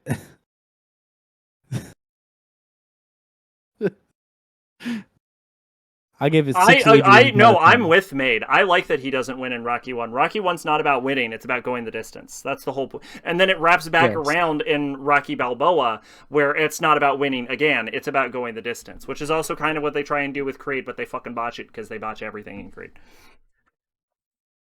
Yeah, that's the best part of Rocky. And that's why I think Rocky 2 is not as good because again it's like the same movie, but it starts off right after Rocky ends, and I was like, okay, I figured it'd be like at least a year or two later, but no, it starts literally right. Like they're talking shit to each other in hospital beds, and I think that's why it's a funnier movie to me because it's two grown men talking shit like a fucking like they just got into a fight in high school and they're in the principal's office and just like that movie. The Rocky 2 is one of the funniest movies I've seen in a very long time. Okay, so I found my Rocky factoids, by the way. There we go. Stallone got a Golden Globe Award for Creed, as well as a third Oscar nomination, and he had been nominated for the same role 40 years previously with the original Rocky. He is Oh, also the only actor, this is according to Wikipedia, in American cinema to have starred in a box office #1 film across 6 consecutive decades. okay, yeah, that makes sense. Yeah. So that's fun. Oh, yeah. 6.5 Adrians out of 10. Rocky, first three Rockies. One thing that gets me about the Rocky franchise is that Rocky's autistic in the first Rocky movie, and they just completely drop that in every subsequent one. Yeah, you can definitely tell he's a weirdo. The God, he's so rapey in the first one. He's like, you want to stay at my place? Whatever. He's pretty Let me rapey in the give first you, one, yeah. yeah, I'm gonna kiss let me you. give you. If Can I you give don't you a like it, kiss? you can move. Yeah. Let me give you a kiss. Yeah, I'm like, ooh, this did not age well. No, it did not. No. Anyways, And we'll get more into that when we get to say I love you. All right, moving on. moving on. The good Star Wars trilogy. Correct. We made it to the middle, and I can't wait to do the last three. Really not looking forward to that, to be honest. But it'll be fun. Yeah, Star Wars episodes 5 through 6. Nope. Um, 4 through 6. 4 through 6. Sorry. I'll start with the first one, New Hope. New Hope is one of the most boring movies I've watched in a while. Fuck you. New Hope I'm is sorry, the only good Star Wars film. I'm sorry, it's boring. I watched it with I watched this one with my kid because I'm like she's never seen Star Wars, so I'm like you know what I'll give her my experience and she can watch the OG original one. And like I told him like hey this movie's from 1977, but it was redone 1,000 times in order to add stuff and make it look a little bit better. So Please. you're getting the 2000. you're getting an optimal viewing experience by watching this movie. I 'Cause would when I argue saw suboptimal viewing experience. it, you're not wrong. But yeah, this is definitely the most boring of the three. He spends like 3 hours in a fucking swamp in Empire. It's not three. It's literally like 40 minutes, and that's with cuts to Han and Leia. It's so much swamp time. What do you got wrong? What's wrong with the swamp? It's super boring. He's not doing anything. He's just doing fucking backflips with a puppet on his back. Bro, he's doing a whole bunch of stuff, number one. New Hope is the best movie. I disagree. No, okay, so I let me disagree with your disagreement. so it is the most boring to me, but it is still a very good movie. It's written well. It sets up anticipation for future sequels, and it gives you a glimpse at the worst lightsaber battle that's ever been done. I'll give you that one. Yeah, I'll give you that one. You can have that one. Right after I watched this right immediately after I watched the last episode of Obi-Wan, which has Okay, all right. That right there, that's your issue then. You watch this like high octane finale from like I did, yeah. new Star Wars, which is all about throwing flashing fucking lights in your face, and then you watched like a better written, more complicated contemplative movie with, pacing. That's fair. It's mostly my daughter's fault because she's like, I want to see more Star Wars. And I'm like, well, kid, we're going back to this because she watched like the last episode of Obi-Wan with me. So I was like, okay, well, let's watch this one. But yeah, it's definitely the worst. It's definitely But well, no, I like the worst lightsaber battle.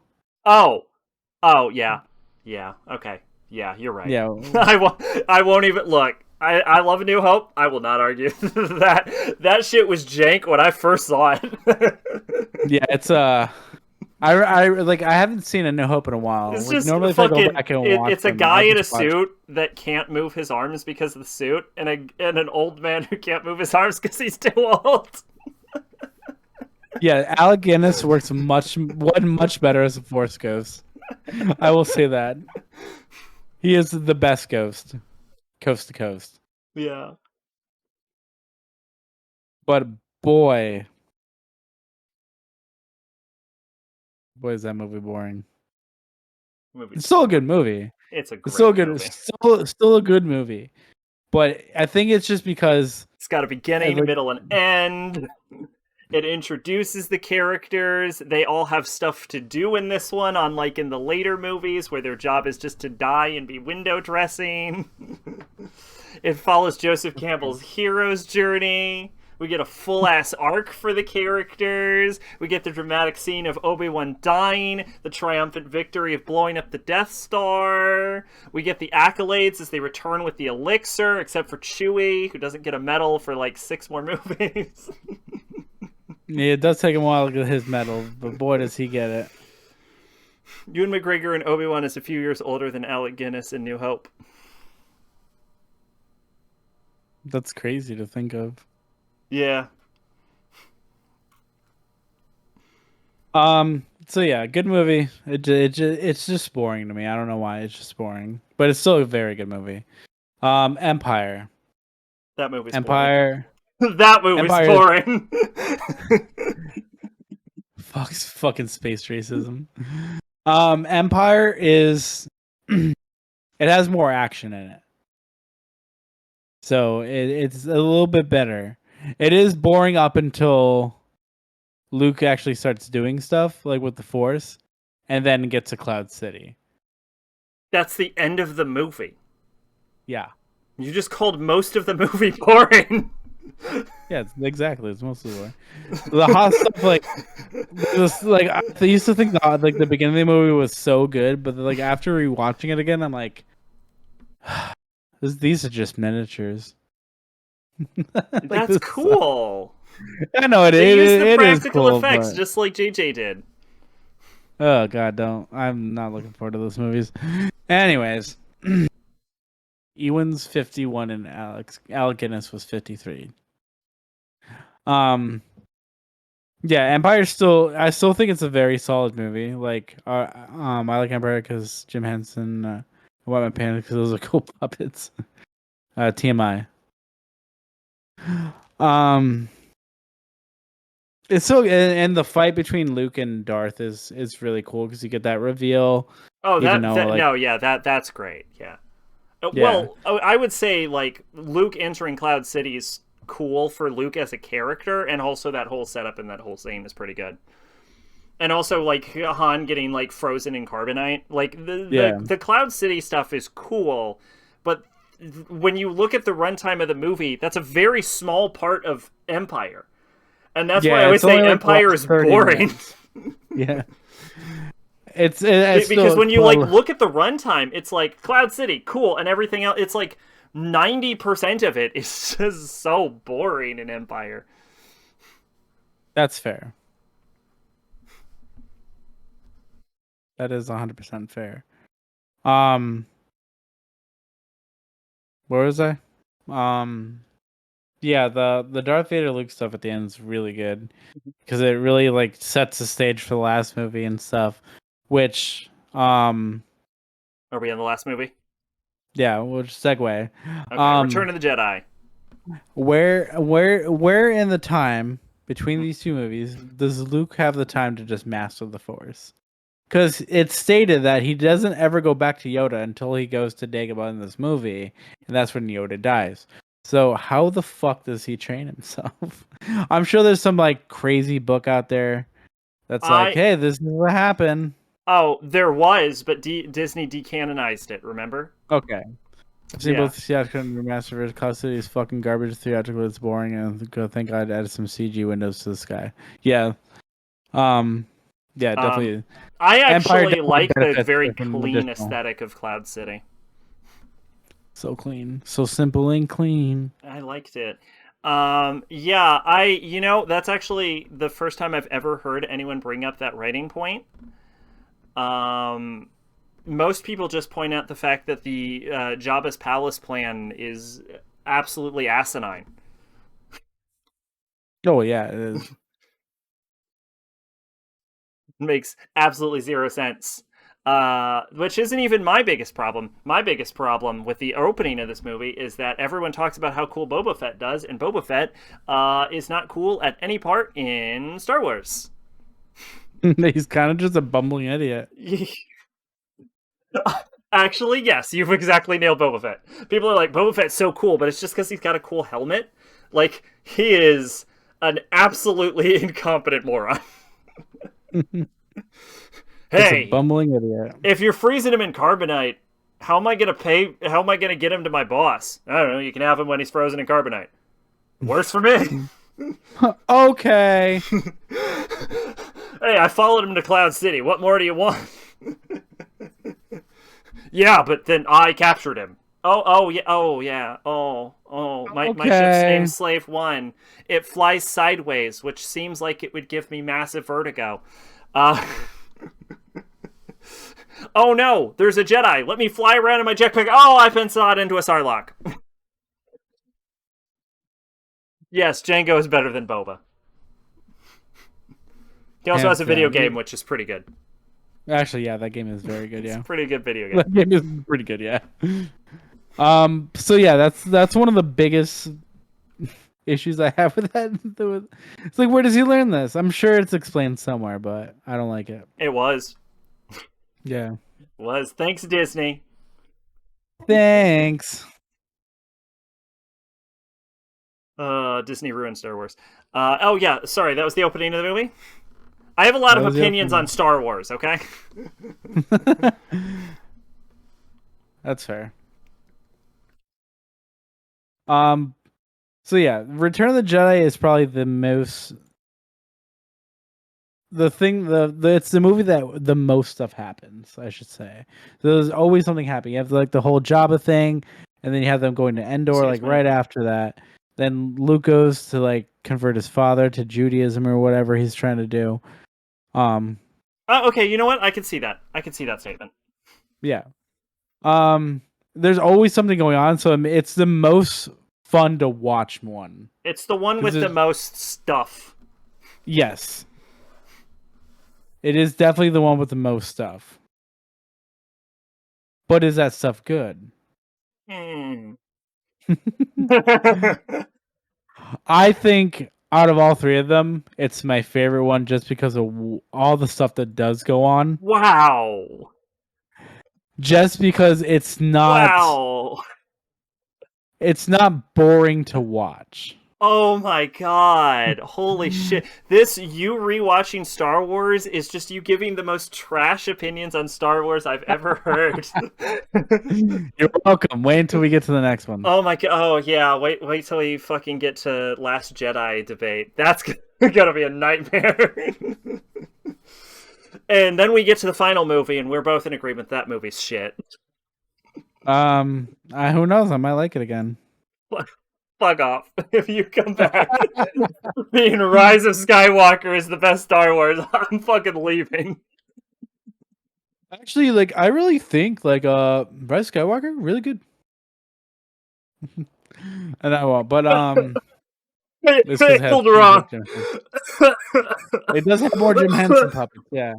I love the Ewoks, too. That's the thing. Like, I love those little critters. Oh, yeah, they're cannibals. That's fine. I still love them. Technically, they're not cannibals because we don't see them eat Ewoks. They just eat humans. Yeah, so they're carnivores. They're not cannibals. Yes, fair. You know what? Fair. That's fair. So I will say Return has always been my favorite and still is my favorite of the three.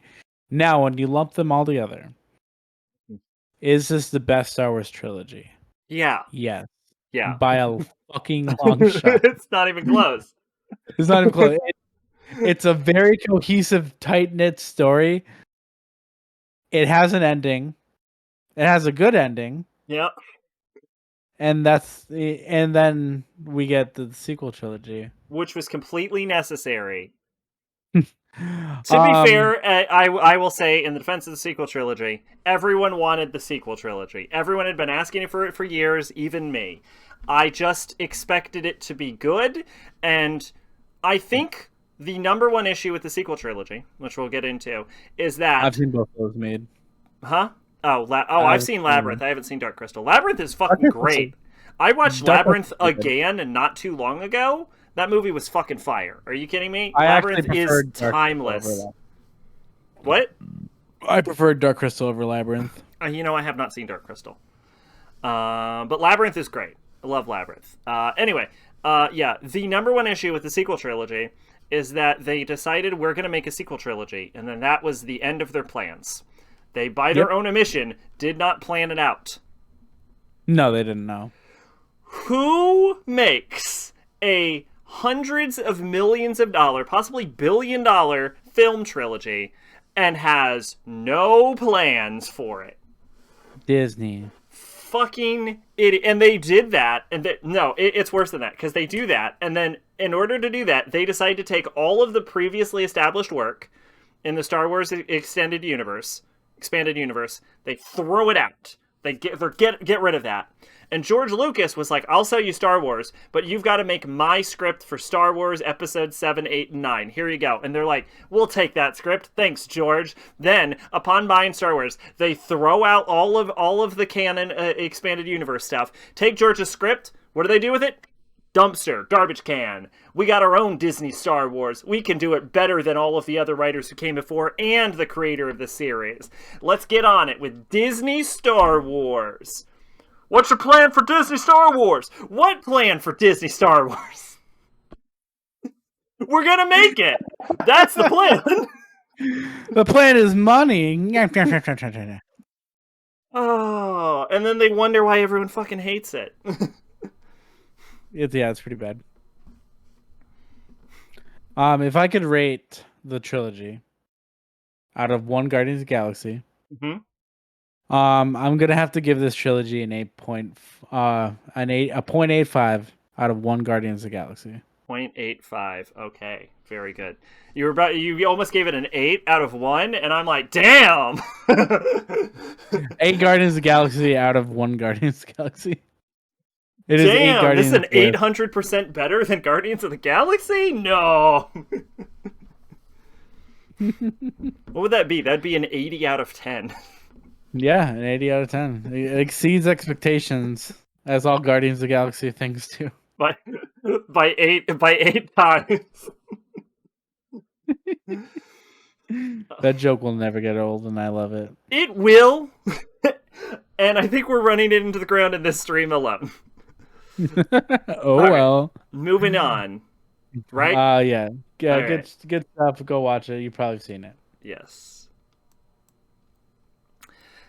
Mel Gibson, Mad Max. Movies that I have seen. Oh, thank God. Yep, I've seen both of these. Yeah, I've seen all Excellent. of them. Yeah. Even the Excellent. I remakes. have not. We were supposed to. I have a movie party on Tuesday. We're supposed to be going on to Fast and Furious, and then someone was like, "With these gas prices, why don't we do Mad Max first?" And I'm like, "I don't want to," and I got outvoted. That is topical, and I love it. Like that is so good. So we're doing Mad Max instead of Fast and the Furious for now. Yeah, this movie is very, very, very, very, very bad. This is, quite possibly, one of the worst movies I've ever seen in my entire life. And I kind of love it for that. This is very much a so bad it's good movie. um, Basically, nothing in this movie works, and all of the decisions are absolutely fucking comical. They don't explain anything that's happening in this movie. The acting is so over the top. It's absolutely batshit, and the editing in this is confusing. Like, there's one time where they have this like hammy ass main lead actor, and he's like, "I'm villain man," and then he tries to scare a guy. So what they do is they take him turning over to the guy and going "bah" or some shit like that. Like he screams in his face, but they cut out the frames and they add a weird sound effect, so it goes like a jump scare from a fucking horror movie. It's so bafflingly shitty. This movie feels like they had access to a bunch of cars, and they just decided to break a bunch of cars and then film something while it happens. That sounds pretty accurate. Oh god, I think his like wife dies in this, and I had to say, like, I saw the wife and I saw the dog and I saw the kid, and I'm like, these fuckers aren't making it out of this movie. That was like scene 3. I'm like, these guys are dead. And then they were dead. I guess spoiler for a movie that came out in the 70s, I guess. Well, they ain't gonna be in Rush Hour 3. Yeah. This movie doesn't explain itself at all. Normally that would piss me off, but like I said, everything in this movie works so absolute. Like, it's not the reason I think this is better than a movie like Creed, because both movies fail at everything, is that this movie fails in an entertaining way, because when Creed is failing, it's failing in a way where I'm like, this is straight up incompetence. When Mad Max fails, it fails in a way where I'm just going, why? Why are you doing this? Why was that your choice? Like, the choices in this are deliberate and bad. And I think that's what makes this movie for me. I had a fun time. This was just a fun watch. You said you've seen it. I have seen it. I did not like it either. Is it because it's terrible? I think it's mostly because I don't like Mel Gibson. That's another thing. Okay, fair. It's also like it's just a as an actor, as a person, both. Fair. Yeah. He was definitely the worst part of the movie. Yeah. Also, like it just doesn't make sense. Oh no, it does not. It does not. None of it made like, and like I've seen Waterworld, and that movie definitely doesn't make sense. I've also seen Waterworld, but I don't remember too much about it. Not great. I've heard that. I remember liking it, but I was very young. Yeah, I won't disagree that this movie is terrible, and I understand why someone would not like it. I thought it was delectably terrible. Yeah, that sounds about right. It was like eating junk food. I'm like, I know this is bad for me, but boy, am I having fun. Pretty accurate. Okay, I'm ready to move on from this. All right. All right. Mad Max 2, The Road Warrior, originally released in America just as The Road Warrior because they forgot to release Mad Max 1 in America. You've seen this movie as well, correct? Yes. Okay. This movie is terrible and not in a fun way. This movie is just normal terrible. Not in the tee-hee way. Not in the tee-hee way. This is just actually bad. The fucking performances are wooden. The action scenes go on too long, and instead of like making these weird, baffling editorial choices, they just make regular, boring editorial choices. They create a whole setting where you're supposed to be following our character, our boy Max, who honestly, even from the first movie, he's kind of a good boy. Honestly, Mad Max as a character, I mean, sure, he may or may not have set a man on fire, but he killed his fucking family, dog, and kid. You know what I'm saying? Like, you do what you gotta do sometimes. You got look, and he might not have even set that guy on fire. So who the fuck cares, right? So he comes in, he helps this guy, like he brings this guy to this like group of survivors, and their first decision is to try and execute him for just being in the area. And then we're supposed to like sympathize with these people in their struggle as they like go away from the like Fist of the North Star villains. It's like, I don't fucking care. Honestly, in this movie, I cared more. I was more invested in the story about like the gay leather gang than I was the fucking like side I'm supposed to, like, I was siding against the heroes in this movie. There's also this fucking annoying little kid who adds nothing to the movie at all at any point. He's the narrator. That's what he does in this movie. This is the one with Whitney Houston, right? Thunder Road or whatever. No, that's Thunderdome. That's the third one. It's okay. There is 3. Oh yeah, that's right. Mm-hmm. No, there's 4 technically. Oh yeah, I I only thought there was 3 with the. Mad Max, Road Warrior, Thunderdome, Fury Road. 4. It's Thunderdome, bitch. Thunderdome is also the most quoted of the movies. Yeah, this movie isn't entertainingly bad. It's just normal bad. Which is a shame, because I always hear this is a good movie. But I'm like, wow, nothing in this movie is working. I think only Thunderdome I liked. I always hear that's the worst one. That's probably why I liked it. It's fair. Yeah, I'm ready to move on from Road Warrior. It sucks. It's both overrated and normal bad. Don't watch it. Don't watch it. Yeah. If you really like really shitty movies, though, maybe check out the original Mad Max. Fair enough. That movie is shit. Now Thor, Love and Thunder. Yes, this is your topic, but before you get into it, please, for the love of God, tell me they had the good sense to keep calling him Thor. Yes. Oh, thank you. That's all I needed to hear. All I needed to hear is he didn't start going by Odin's son and they started calling her Thor. That's all I needed. No. They refer to her as the Mighty Thor, like in the comics. Well, they just call her fucking Thor a bunch of the time. Yeah. But yeah, she's Mighty Thor, he's regular Thor. Gore's here. Well, so let me get cool. Gore is exceptional in the comics. I don't know about the movie. I haven't seen this. He's pretty good in the movie. Christian Bale does a very good job. My biggest complaint is that there's too many fucking jokes in this movie. There are too many jokes in this movie. Classic this is my biggest MCU problem. Yeah, this is more of a Taika problem. This is a Taika Waititi problem.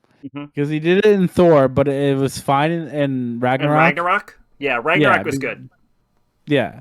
Ragnarok is, quick tangent, probably my second favorite MCU movie, not counting Endgame. That's a lot of people are like that. Ragnarok is pretty damn good. So expectations were high. I would go Iron Man, Endgame, Ragnarok, then probably Infinity War.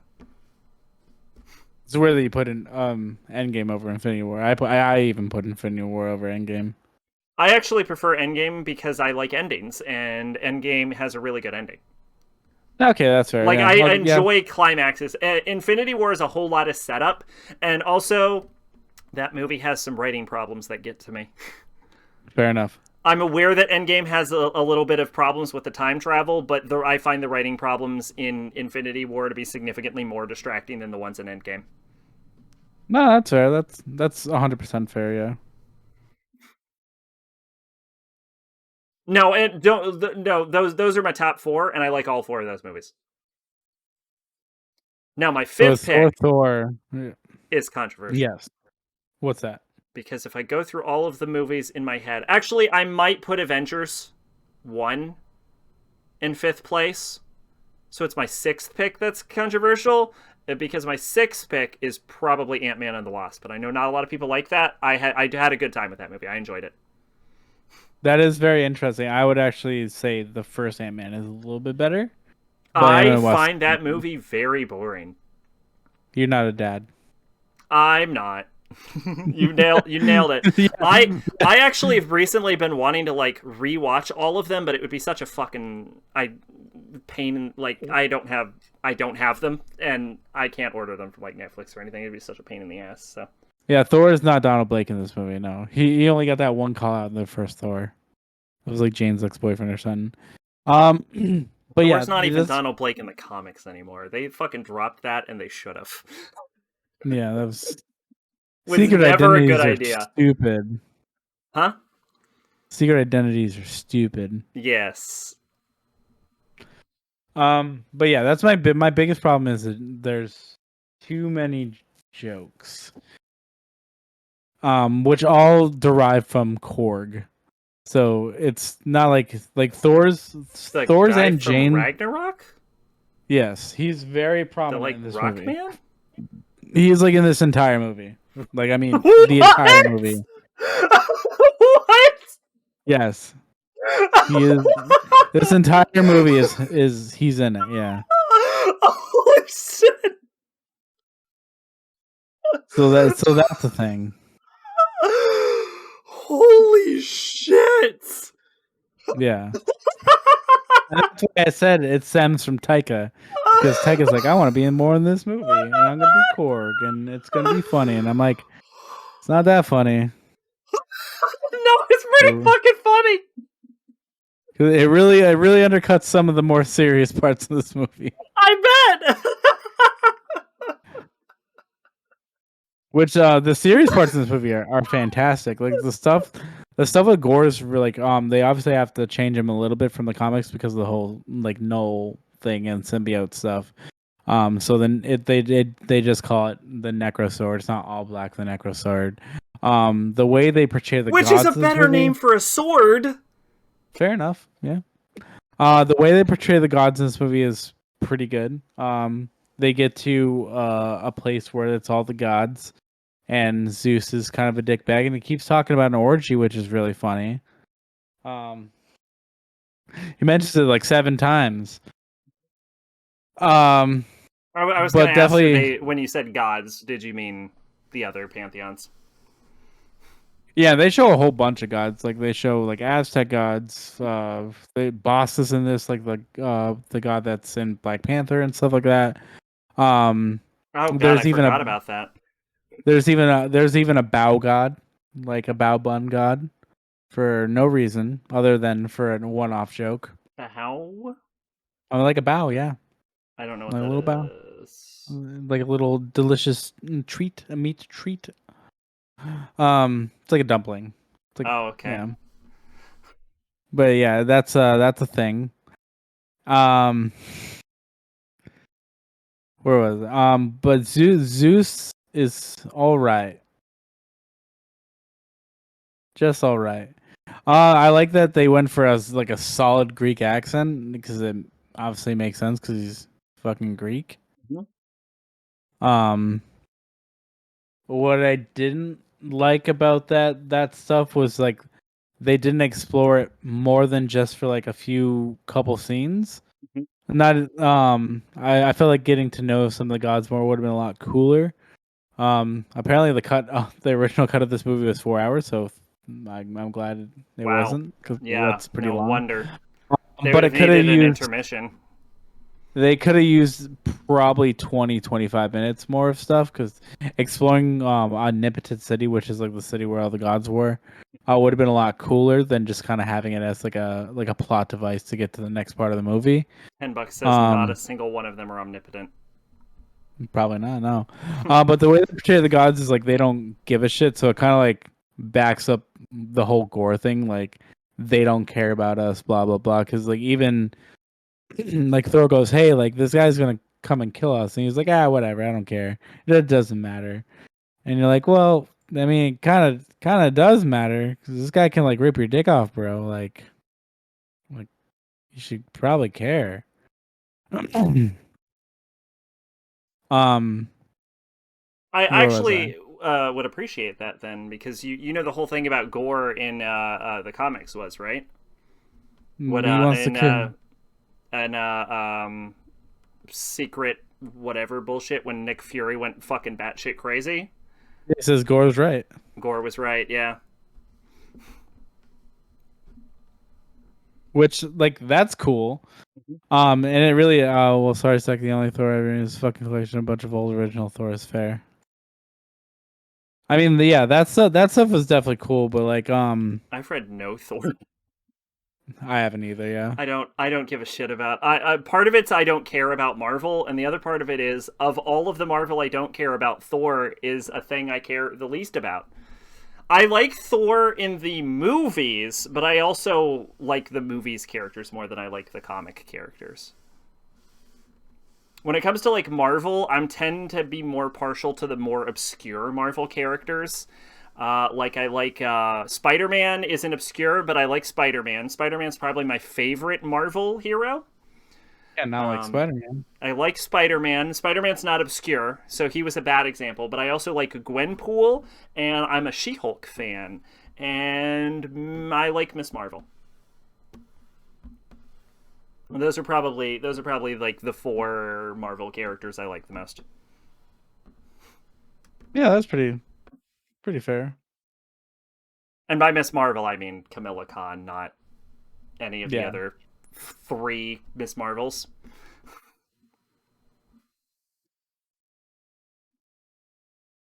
Um Squirrel Girl's pretty cool too. Hmm. mm. Hmm. You know, I kind of like Jessica Jones, Jessica Jones but I is cute, haven't yeah. I haven't read all of Alias, so I don't want to.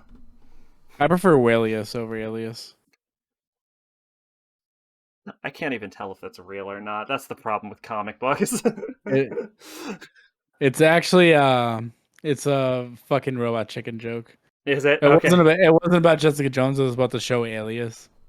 But she was just a whale. This is really fun. Uh, It's a really good skit, yeah. Um but yeah, this though obviously the central plot to this is Jane Foster. She does get cancer.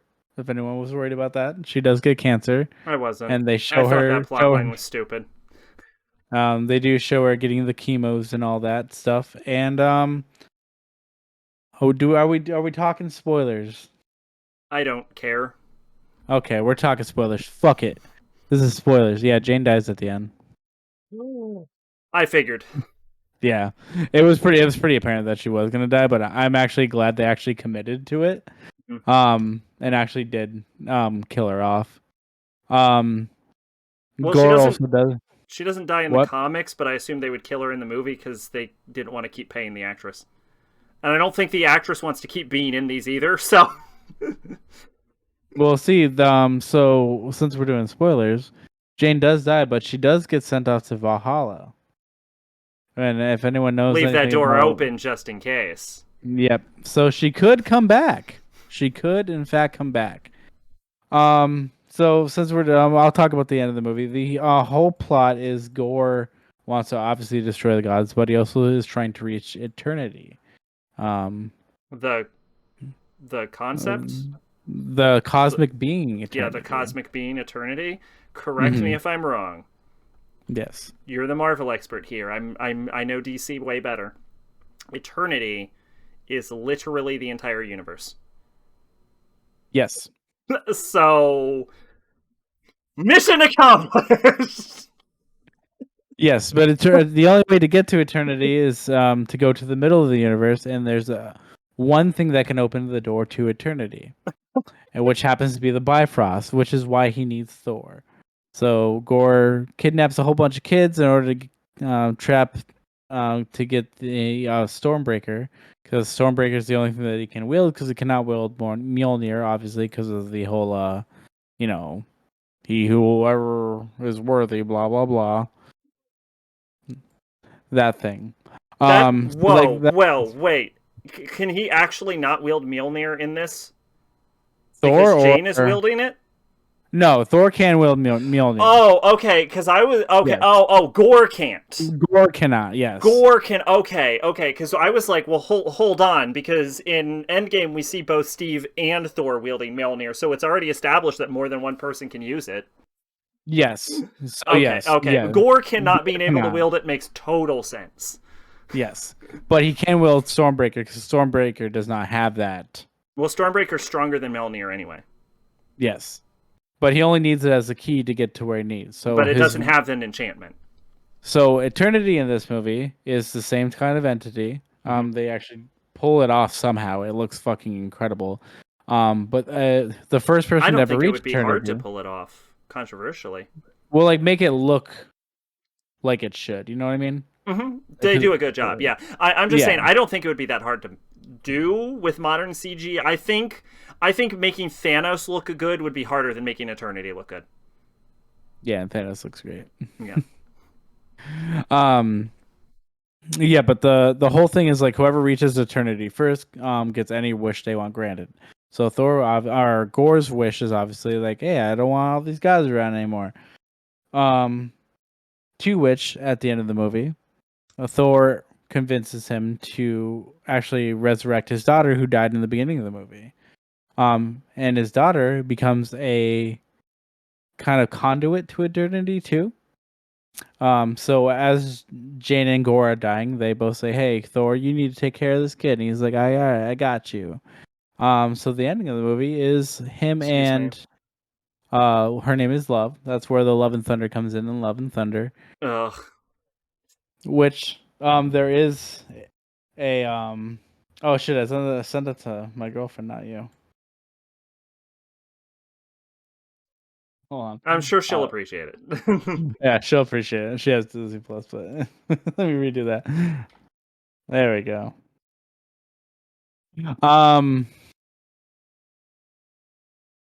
Yeah. So basically now there's a Thor and a little Thor. Thor now wields Mjolnir instead of Stormbreaker, and then she wields Stormbreaker instead of, and also has some weird eternity powers too, which Probably is because not if he fully handed explained. her Mulder's fall over. Probably, yeah. But I thought that was pretty neat, and also sets up kind of the Young Avengers thing that they're trying to do again. Because now she could be a part of that, and there'll be like a Thor type character, and it gives Thor someone to like take care of and love and stuff like that, because he keeps losing everyone. Like Thor in this movie has like Loki tattoos on his back and like a whole list of people he's lost. I was gonna say, isn't there like 60 Lokis? It seems very easy. Easy to get a new Loki. It seems like you could just replace your Loki. Oh, was that Endgame where Loki died? Infinity War. That was Infinity War? Yeah, it was Infinity War, Thor 1, Thor 2, and See, also... I was just about to say Loki dying in Infinity War. That scene is so fucking stupid. See, that's exactly what I'm talking about. Like, I understand people who prefer Infinity War, but there's some writing problems in that movie that drive me way more nuts than the problems in Endgame. Loki should not have died in that scene, if only because it was out of character for Loki, and they just did it to put Thanos over. And I hate it whenever you undermine a character with an established character just to put over a new character. If the character goes over legitimately, I'm fine with that.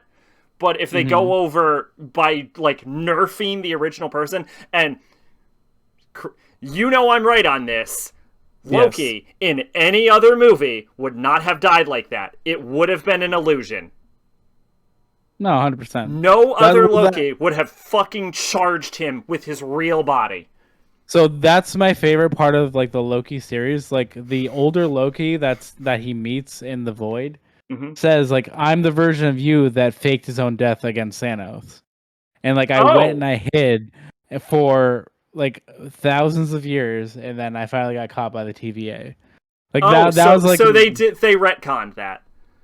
yeah. So Thank like they said Christ. That scene is so could have dumb. happened. Yeah, yeah. Like they say like, hey, that could have happened, but this is what would have happened if you would have did that. And You know, that's like you fair. were meant to die. Yeah. Okay, that's a fair retcon because that scene was always really stupid. I was like, there's no way. That scene is so dumb that when I saw it, I'm like, Loki's gonna be back, right? Like, Well, yeah. I couldn't He makes money. believe it. It was so dumb. All right, so Thor: Love and Thunder. So yeah, overall it's a solid movie. I still like Doctor Strange more than this movie. Ragnarok's definitely 100% better than this movie. Doctor Strange is getting memed on so hard right now. It always will.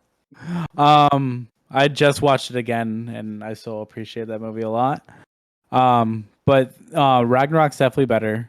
This movie's still good. Like I said, it really fucks itself with the amount of jokes and unnecessary shit that they just put in, and like unnecessary jokes in it. Like it was undercut like a lot by the forced comedy, I should say.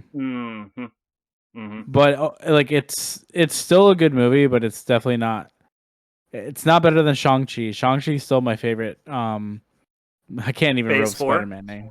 Yeah, I can't. I don't want to rope Spider-Man in because it's just like a cut above the rest.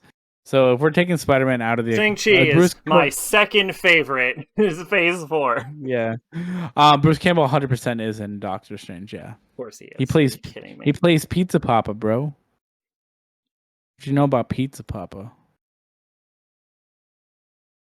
I mentioned this before when I reviewed Mega Dimension Neptunia, but in Nep 3, which is Hyperdimension Neptunia 3, a major issue with that game is every serious scene is undercut by a joke. Yes. And that was like my number one issue in Nep 3 was I was like, stop with the jokes, please. Please stop. So I fully understand what you're talking about. Yeah. Like it wouldn't have been as bad if it wasn't like ham-fisted at you like every 5 seconds. No, yes, yup. Yeah. Relatable. Yes, the Sam Raimi's car is also in Doctor Strange as well, like it always is. I cannot remember for the life of me what kind of car it is, but the yellow car that's in all of his movies is also in this. Also in that movie. But yeah, yeah, if you like Thor, it's a good Thor movie though. Like Jane's like Natalie Portman comes back and fucking kills it. like her jokes are hilarious. In this movie, unlike some other people's. She's not overbearing. She actually does very well in the action scenes, which did you hear? I'm sorry. Sorry to cut you off. Did you hear about Taika Waititi offering her? I was about to mention that actually. I was funny that you mentioned that because I was going to be like, yeah, like he's like, yeah, you want to be in a Star Wars movie? Like you've never been in one, right? That's the funniest shit to me. That he's like, these are the people Disney put in front of charge of Star Wars. It's really funny to me. Just that moment of weakness. But yeah, I give it a solid. I'll give it a 0.70 out of 1 Guardians of the Galaxy. Very good, very good. You said this is for people who like Thor. Don't like Thor in any Thor movie outside of Ragnarok, but I do like him in like Avengers and shit. Weirdly enough. Yeah, if you liked Ragnarok, you'd probably like him in this movie. I feel like they didn't know how to handle Chris. Like I've heard it suggested that it's like they realized that Chris Hemsworth is actually a pretty good comedic actor, and so they started writing Thor differently in light of that information. Because he was very much just like a himbo in the first like couple movies, and then they're like, oh wait, Chris Hemsworth's actually talented. Hold on, we can actually do shit with him then. What's up, Degla? Hey, Degla, what's going on? But yeah, it's Chris Hemsworth and Natalie Portman are definitely the best. Like if they would have dialed back on the Korg and like I said, maybe added like another Who I now realize is in the poster. 20 fucking I'd say like 20 minutes to the movie, it would have been a lot better. Do they need 20 minutes of the movie if they cut out a bunch of Korg? Or would that just make up the time, actually? It would actually make up the time, yeah. All right. Well, there we go. Go see it. 0.7 out of 1, Guardians of the Galaxy. Or wait for it to come on Disney Plus in probably like September. Yes. Okay, moving on. Moving on. Let me get a little sip of the Koofer. Oh, this is a weird factoid. This has nothing to do with the podcast. I occasionally call coffee Koofer. I started doing that offhandedly, and now I cannot stop doing it. That's fair. I know it's not a word. I don't know where I got it from, and it makes zero goddamn sense. You gotta do you sometimes, boo-boo. All right, it's time. All right, let's do it. In a world where seasonal anime rots people's brains, two people will venture where no one has gone before. ConquertheJohn. This podcast has been brought to you by Cornflakes and Sacrabalic. Incest time! Delve into a 350-minute anime extravaganza. Oh. It's Anime Dartboard. Coming to a podcast near you. This one, in fact. John, what did you think of Say I Love You?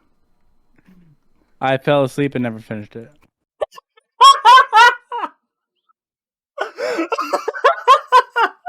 I got 4 episodes. Review over! Dun, dun, dun. I did, however, watch the last episode. Just so I knew what was going on. I tried my best. I watched it. I watched it, and it was also a pain in the ass because I went to go watch it last night too. And for whatever reason, High Dive was like down last night. Oh, it wasn't working on the app. It wasn't working on the computer. It wasn't working on anything. I'm pretty sure I watched this on Crunchyroll. Was it on Crunchyroll? I don't know. I think so. I know. I looked for it. I couldn't find it. So I Oh no, it's High Dive only. I'm dumb. Yeah. So I went to. I watched this like 3 weeks ago, so I don't remember. That's 4 weeks ago, 5 weeks ago. I watched this like the week of, honestly. I try to watch it like within 24 hours just so it can be fresh in my mind. So I went to go watch it. When I went to go watch it, like it was just completely down, and like I tried like for over a couple hours, and like for whatever reason, High Dive was just not working. So I was like, "Fuck it, I'll watch it today." So like I did my running around, and then I went to go watch it, and like I'm like laying on the couch like watching this, and also watching High Dive on my TV is like a pain in the ass because I have to like screen mirror and shit because you just can't get High Dive on like any smart TV, I guess. Oh. So that was fun. So in the midst of watching it, I got to like episode 4 and just passed out. And I woke up about an hour later, and it was like probably like episode 8 or 9. Mm-hmm. I want to say. So I was like, you know what? We'll just skip to the end. Because I was like, I already missed all of this. I'm not gonna go back and rewatch it. Because I was like, fuck, I gotta cook dinner and shit. Like I ain't got the time, you know. But from what I did watch, I thought was okay. Okay. All right. Now, as the romance expert, I'm going to say... Oh, by the way, Maid actually watched this one because she owned it on DVD. DV Dizzle. As the local romance expert, I give this a 1 out of 1 Guardians of the Galaxy. This is the greatest anime I have ever seen in my life, and I have readjusted all of my scores to match it. Okay. I'm fucking with you. This was fucking garbage. I was gonna say, that's a hot take. No, this is terrible. Are you kidding me?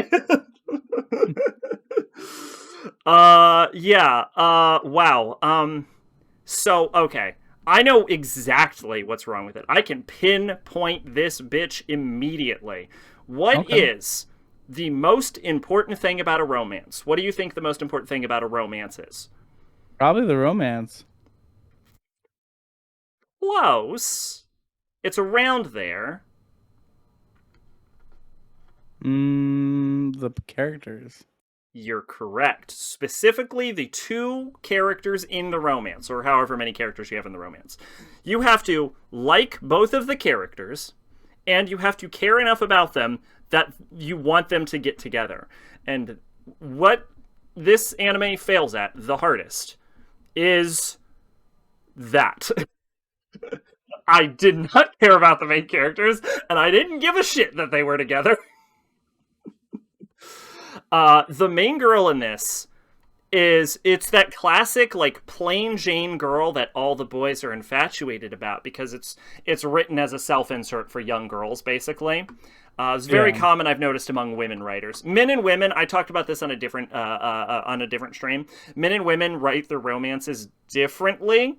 They both have their pluses and they both have their minuses. Women tend to write very generic female leads. Like the men tend to be more sexually aggressive than they would normally be in a male written romance. And I suspect it's because a lot of women want to be swept off their feet. But men don't write their men that sexually aggressive because a man would be aware that if a man acted as he does in a female written romance, that he'd go to fucking jail. So... No, that's accurate. Women are not as aware of that fact. That men are constantly afraid of going to jail. We are very afraid of that. You mean like taking your fucking kid to a park and someone will just tackle you out of nowhere. It's fucking nightmarish, by the way. But yes. Anyway.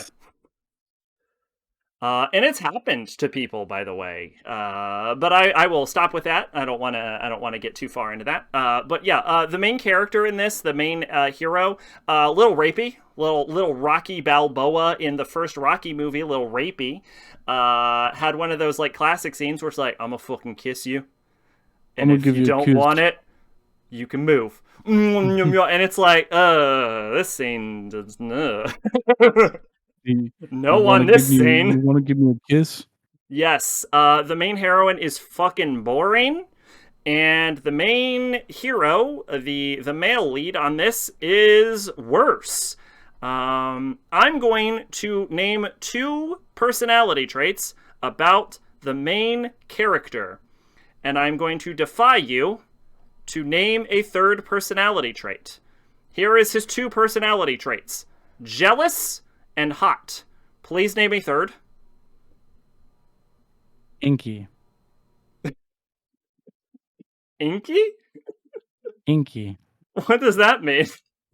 You know what it means. I actually don't. Fun fact, there are male shoujo authors, but many of them hide that and use a fake name. You know what? I could see that happening. Yeah, he has no personality outside of being jealous and hot. And hot isn't a personality trait, but yeah, the whole show. Oh, rapey. Oh, just say rapey. I don't fucking care, dude. This is my channel. Fucking in 6 months, we'll be playing a porn game, alright? I don't give a fuck anymore. You heard it here first, folks. Zach does not give a fuck. Oh, I've already said it. Everyone knows. Anyway. Okay. Yeah, he has no personality. He's super boring. She's also very boring. Everyone just throws himself at him because he's hot. That's the whole idea. Junji Ito is a shoujo. Wow. Now that's a revelation. And her personality, she just has like guys throw themselves at her because she's like what, outspoken or something. She's not even the most outspoken character in this. I was actually more invested in all of the side characters, more specifically the romantic rivals, but also because of that, I ended up feeling like I would much prefer if the show was about them and them getting together. Like, what if it was about this, like, now, the side characters are shitty people, but like they're also complicated. There's some like boons and vices to them, and I would have been more interested in seeing like their group's relationship dynamic and maybe seeing how their relationships progress with each other, maybe in light of the main couple. Because I don't give a fuck about the main couple. Is my main problem. Like I like the girl who like was starving herself to death to look pretty, and then there's like the model girl with who does like her stress eating. And these are like real problems, and I would have liked to see them addressed outside of the lens of a boring-ass couple I don't care about. His work is mostly printed in shoujo magazines or seinen. Seinen I can definitely see. That's the problem with Say I Love You. As one would say, you said you got bored with this. If you don't care about the main characters or the main romance, right? Obviously, the audience is going to get bored because you don't care about what's happening. Even if you do like the side characters like I did, that's not enough to build a romance on. And that's the problem with Say I Love You, is it's like, you can have as good of like, you can put as pretty of a castle as you want on some sand, it's still gonna sink. True. So, there you go. Oh, fun fact, this has nothing to do with Say I Love You, but it's about, like, the whole ancient aliens conspiracy about, like, how did the ancient Egyptians learn to build pyramids out of nowhere? It was aliens. So, fun fact about the ancient Egyptians, they built a bunch of pyramids before the Great Pyramids of, like, Giza and stuff. Like, the pyramids that currently exist, those were not the first pyramids the ancient Egyptians built. They actually did build pyramids before them, but they built them on, like, regular sand, so it fucking sank. Because you can't build a giant-ass building on sand. No, that's fair. So the reason that we have pyramids today that are, like, still around is because they learned how to build pyramids over the course of, like, 100 or so years. They just learned to make better pyramids. The first pyramids collapsed. We all got to start somewhere. Example, Tomy. Oh, you know what? I could see Tomy being a shoujo. Sure, yeah. A lot of his books are seinen, but his short stories are mostly shoujo. I don't know if it's true now, but back in the day, his short stories were what he was primarily known for. I really like Tomy, by the way. I need to read Tomy. I hope they make a better Tomy anime adaptation, actually. Anyway, yeah, Say I Love You. Not very good. I gave it a 5. Yeah, I'd probably give it like a 3 from what I watched. Fucking ouch. Solid 3. All right. Well, there you go. That's Say I Love You. All right, ready to move on to the fun, to the exciting part. Yes. I would actually say that right now, Junji Ito is actually most known for Gyo and even more so Uzumaki than anything. Those are his like top known series. All right, here we go. All right, let's do it. Shuffle. Wow, what a fucking Shuffle. time for an ad. Shuffle. Tell me when the ad's over. The Reese's ad. Now it's a VR ad. Uh-huh. You know, you can't turn those off anymore. Yeah, no. We live in a society, okay? We certainly live in a society All right, of some sort. there. It's good. All right. Shuffle, shuffle, shuffle.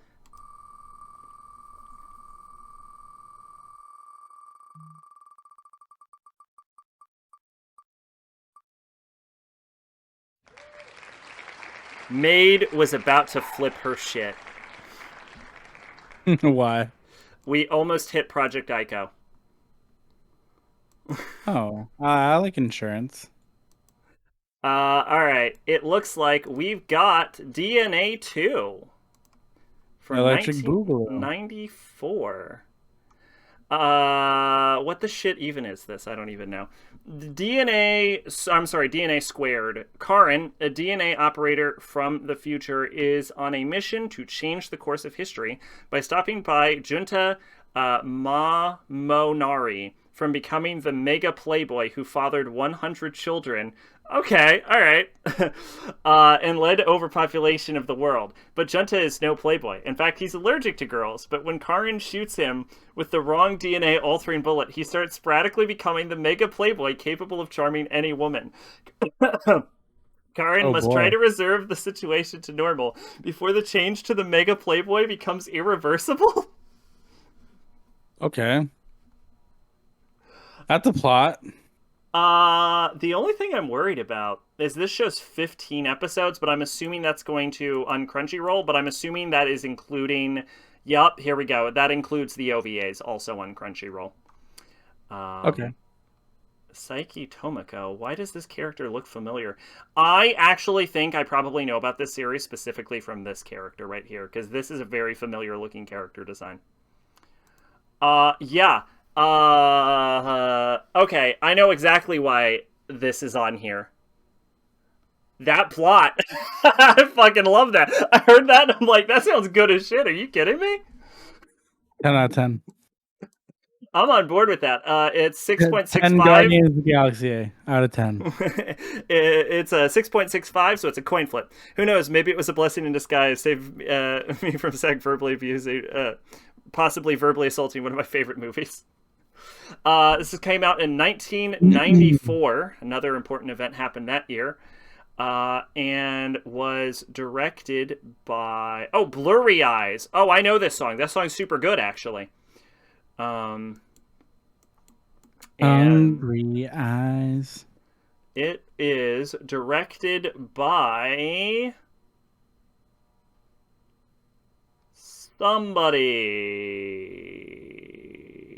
Okay, I don't know who this is directed by, but it's produced by Masao Maruyama, who produced Death Note, Hunter x Hunter 2011. He produced Monster. He produced episodes 5 through 7 of Hellsing Ultimate. He produced Trigun. Oh dear God, this is going to go on forever. Claymore, Perfect Blue, Nana,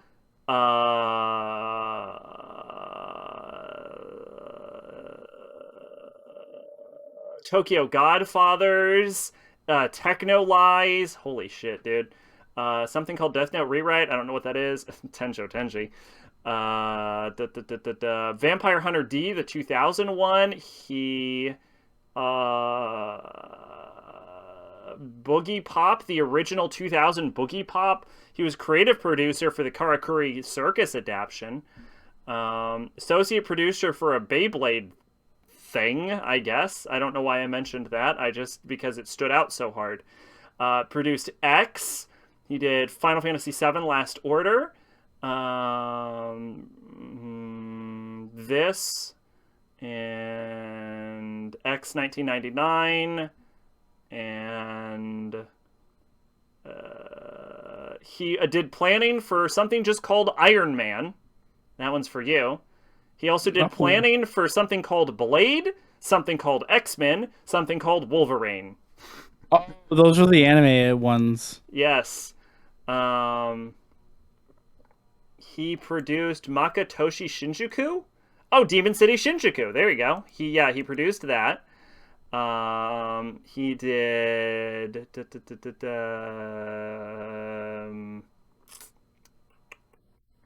Wow, this is going on for a while. Oh, he did a Taito Monogatari, which is Doomed Megapolis.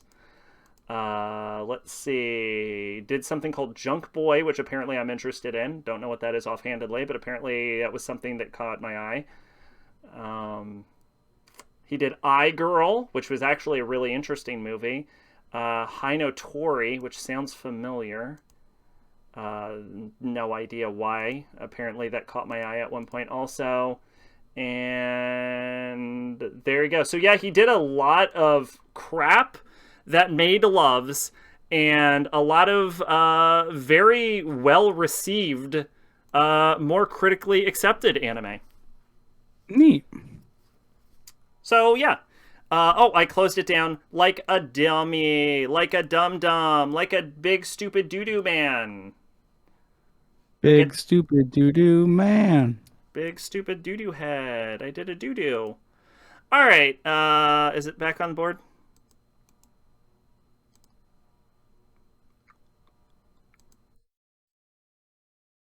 No, because it searches by Wheel of Names, I believe. Oh, but Wheel of Names need to be actually active in order for it to. That's okay, because all I need it to do is this, and then I can go this, and then I can do this, and then I can do this, and then it doesn't matter anymore. All right, yeah, okay, so there you go. There's DNA squared. All right. You're not looking forward to it, I'm guessing. Who knows? On the other hand, I think it sounds delightful. It could be fun. It could be fun. And the fact that Mal is just giving you the episodes tell me is probably, to answer the question you always ask that I hate when you ask, probably Crunchyroll. Okay. Don't know if they'll have it dubbed. I didn't bother to check, but I know a dub exists, or it wouldn't have appeared on the dartboard. Let's see. Yep. Oh, it's on there? Yep. Delightful. I'm going to cut all this out anyway. Okay. So there you go. I'm willing to move on from this segment and go to the outro. What about you? Yeah, let's go. All right. I gotta pee like a motherfucker. So, closing it off, we get to the outro. Yeah, thanks for stopping by, everyone. John, what you got going on? Get your links going out there. It was dubbed by Central Park Media, so have fun with the shitty dub. Oh, I could tell. It came out in 1994. I had no illusions that it was going to be well dubbed. Well, yeah, you guys all know where to find me. I'm gonna try to get back into a streaming routine again. We did Tunic. We're gonna finish that whenever I decide to come back. That game has been really fun. Then I have a whole bunch of other stuff I want to play. So, such as, give us a little tease.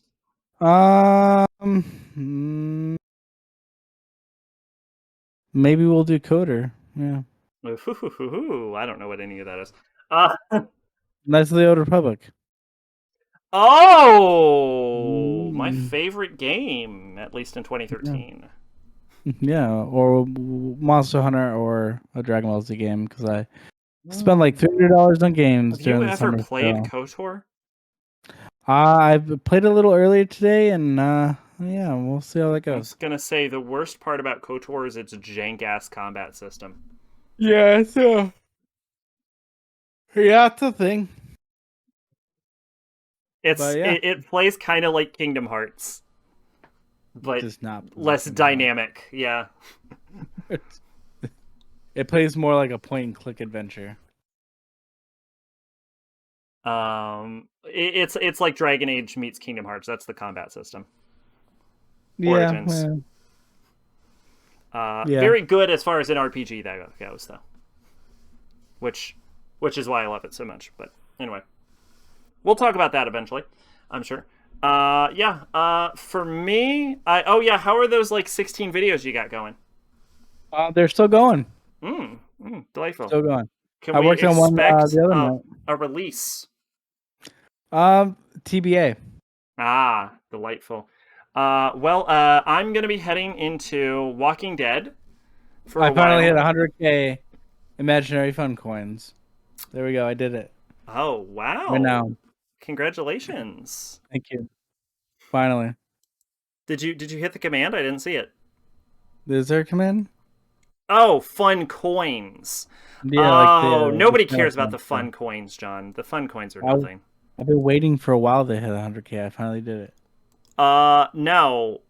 Your fun bucks, on the other hand, are at 108,451. Right. So you did hit 100,000. Congratulations on that as well. You are currently an Archbishop. Woo! You're actually nearing. I think you're nearing Lore Keeper, aren't you? I'm gonna be a Lore Keeper. I'm gonna keep all that shit. Oh no! If you reach Lore Keeper, I have to make you a mod. Oh nope! Cardinal. We're safe. We're safe, everyone. You don't want that smoke. But yeah, TBA, that video will eventually get finished. I did buy a new webcam, so now I can actually work on some of that stuff. It's just finding the time to do it. Excellent. Man. Yeah, Walking Dead anime videos every Monday, Tuesday, and Wednesday, and if I get some time, we'll be getting into that novel I said I was going to read and then didn't get around to it. Novel. It's a So novel idea. look forward to that. I'm going to be reading you all a novel. You'll be able to hear my shitty British accent because the main character has a British accent. Hello, governor. Uh, Hello. So look forward to that delightful piece of media coming at you. Other than that, yeah, nothing much going on with me. Hope you all had a good time. This has been Cold Topic with a relatively reasonable amount of runtime compared to normal. Woo. I have been Sacrabalic, your envoy of hope. And I've been ConquertheJohn, your envoy of pizza pockets. And this has been Cold Topic. See you next time, guys.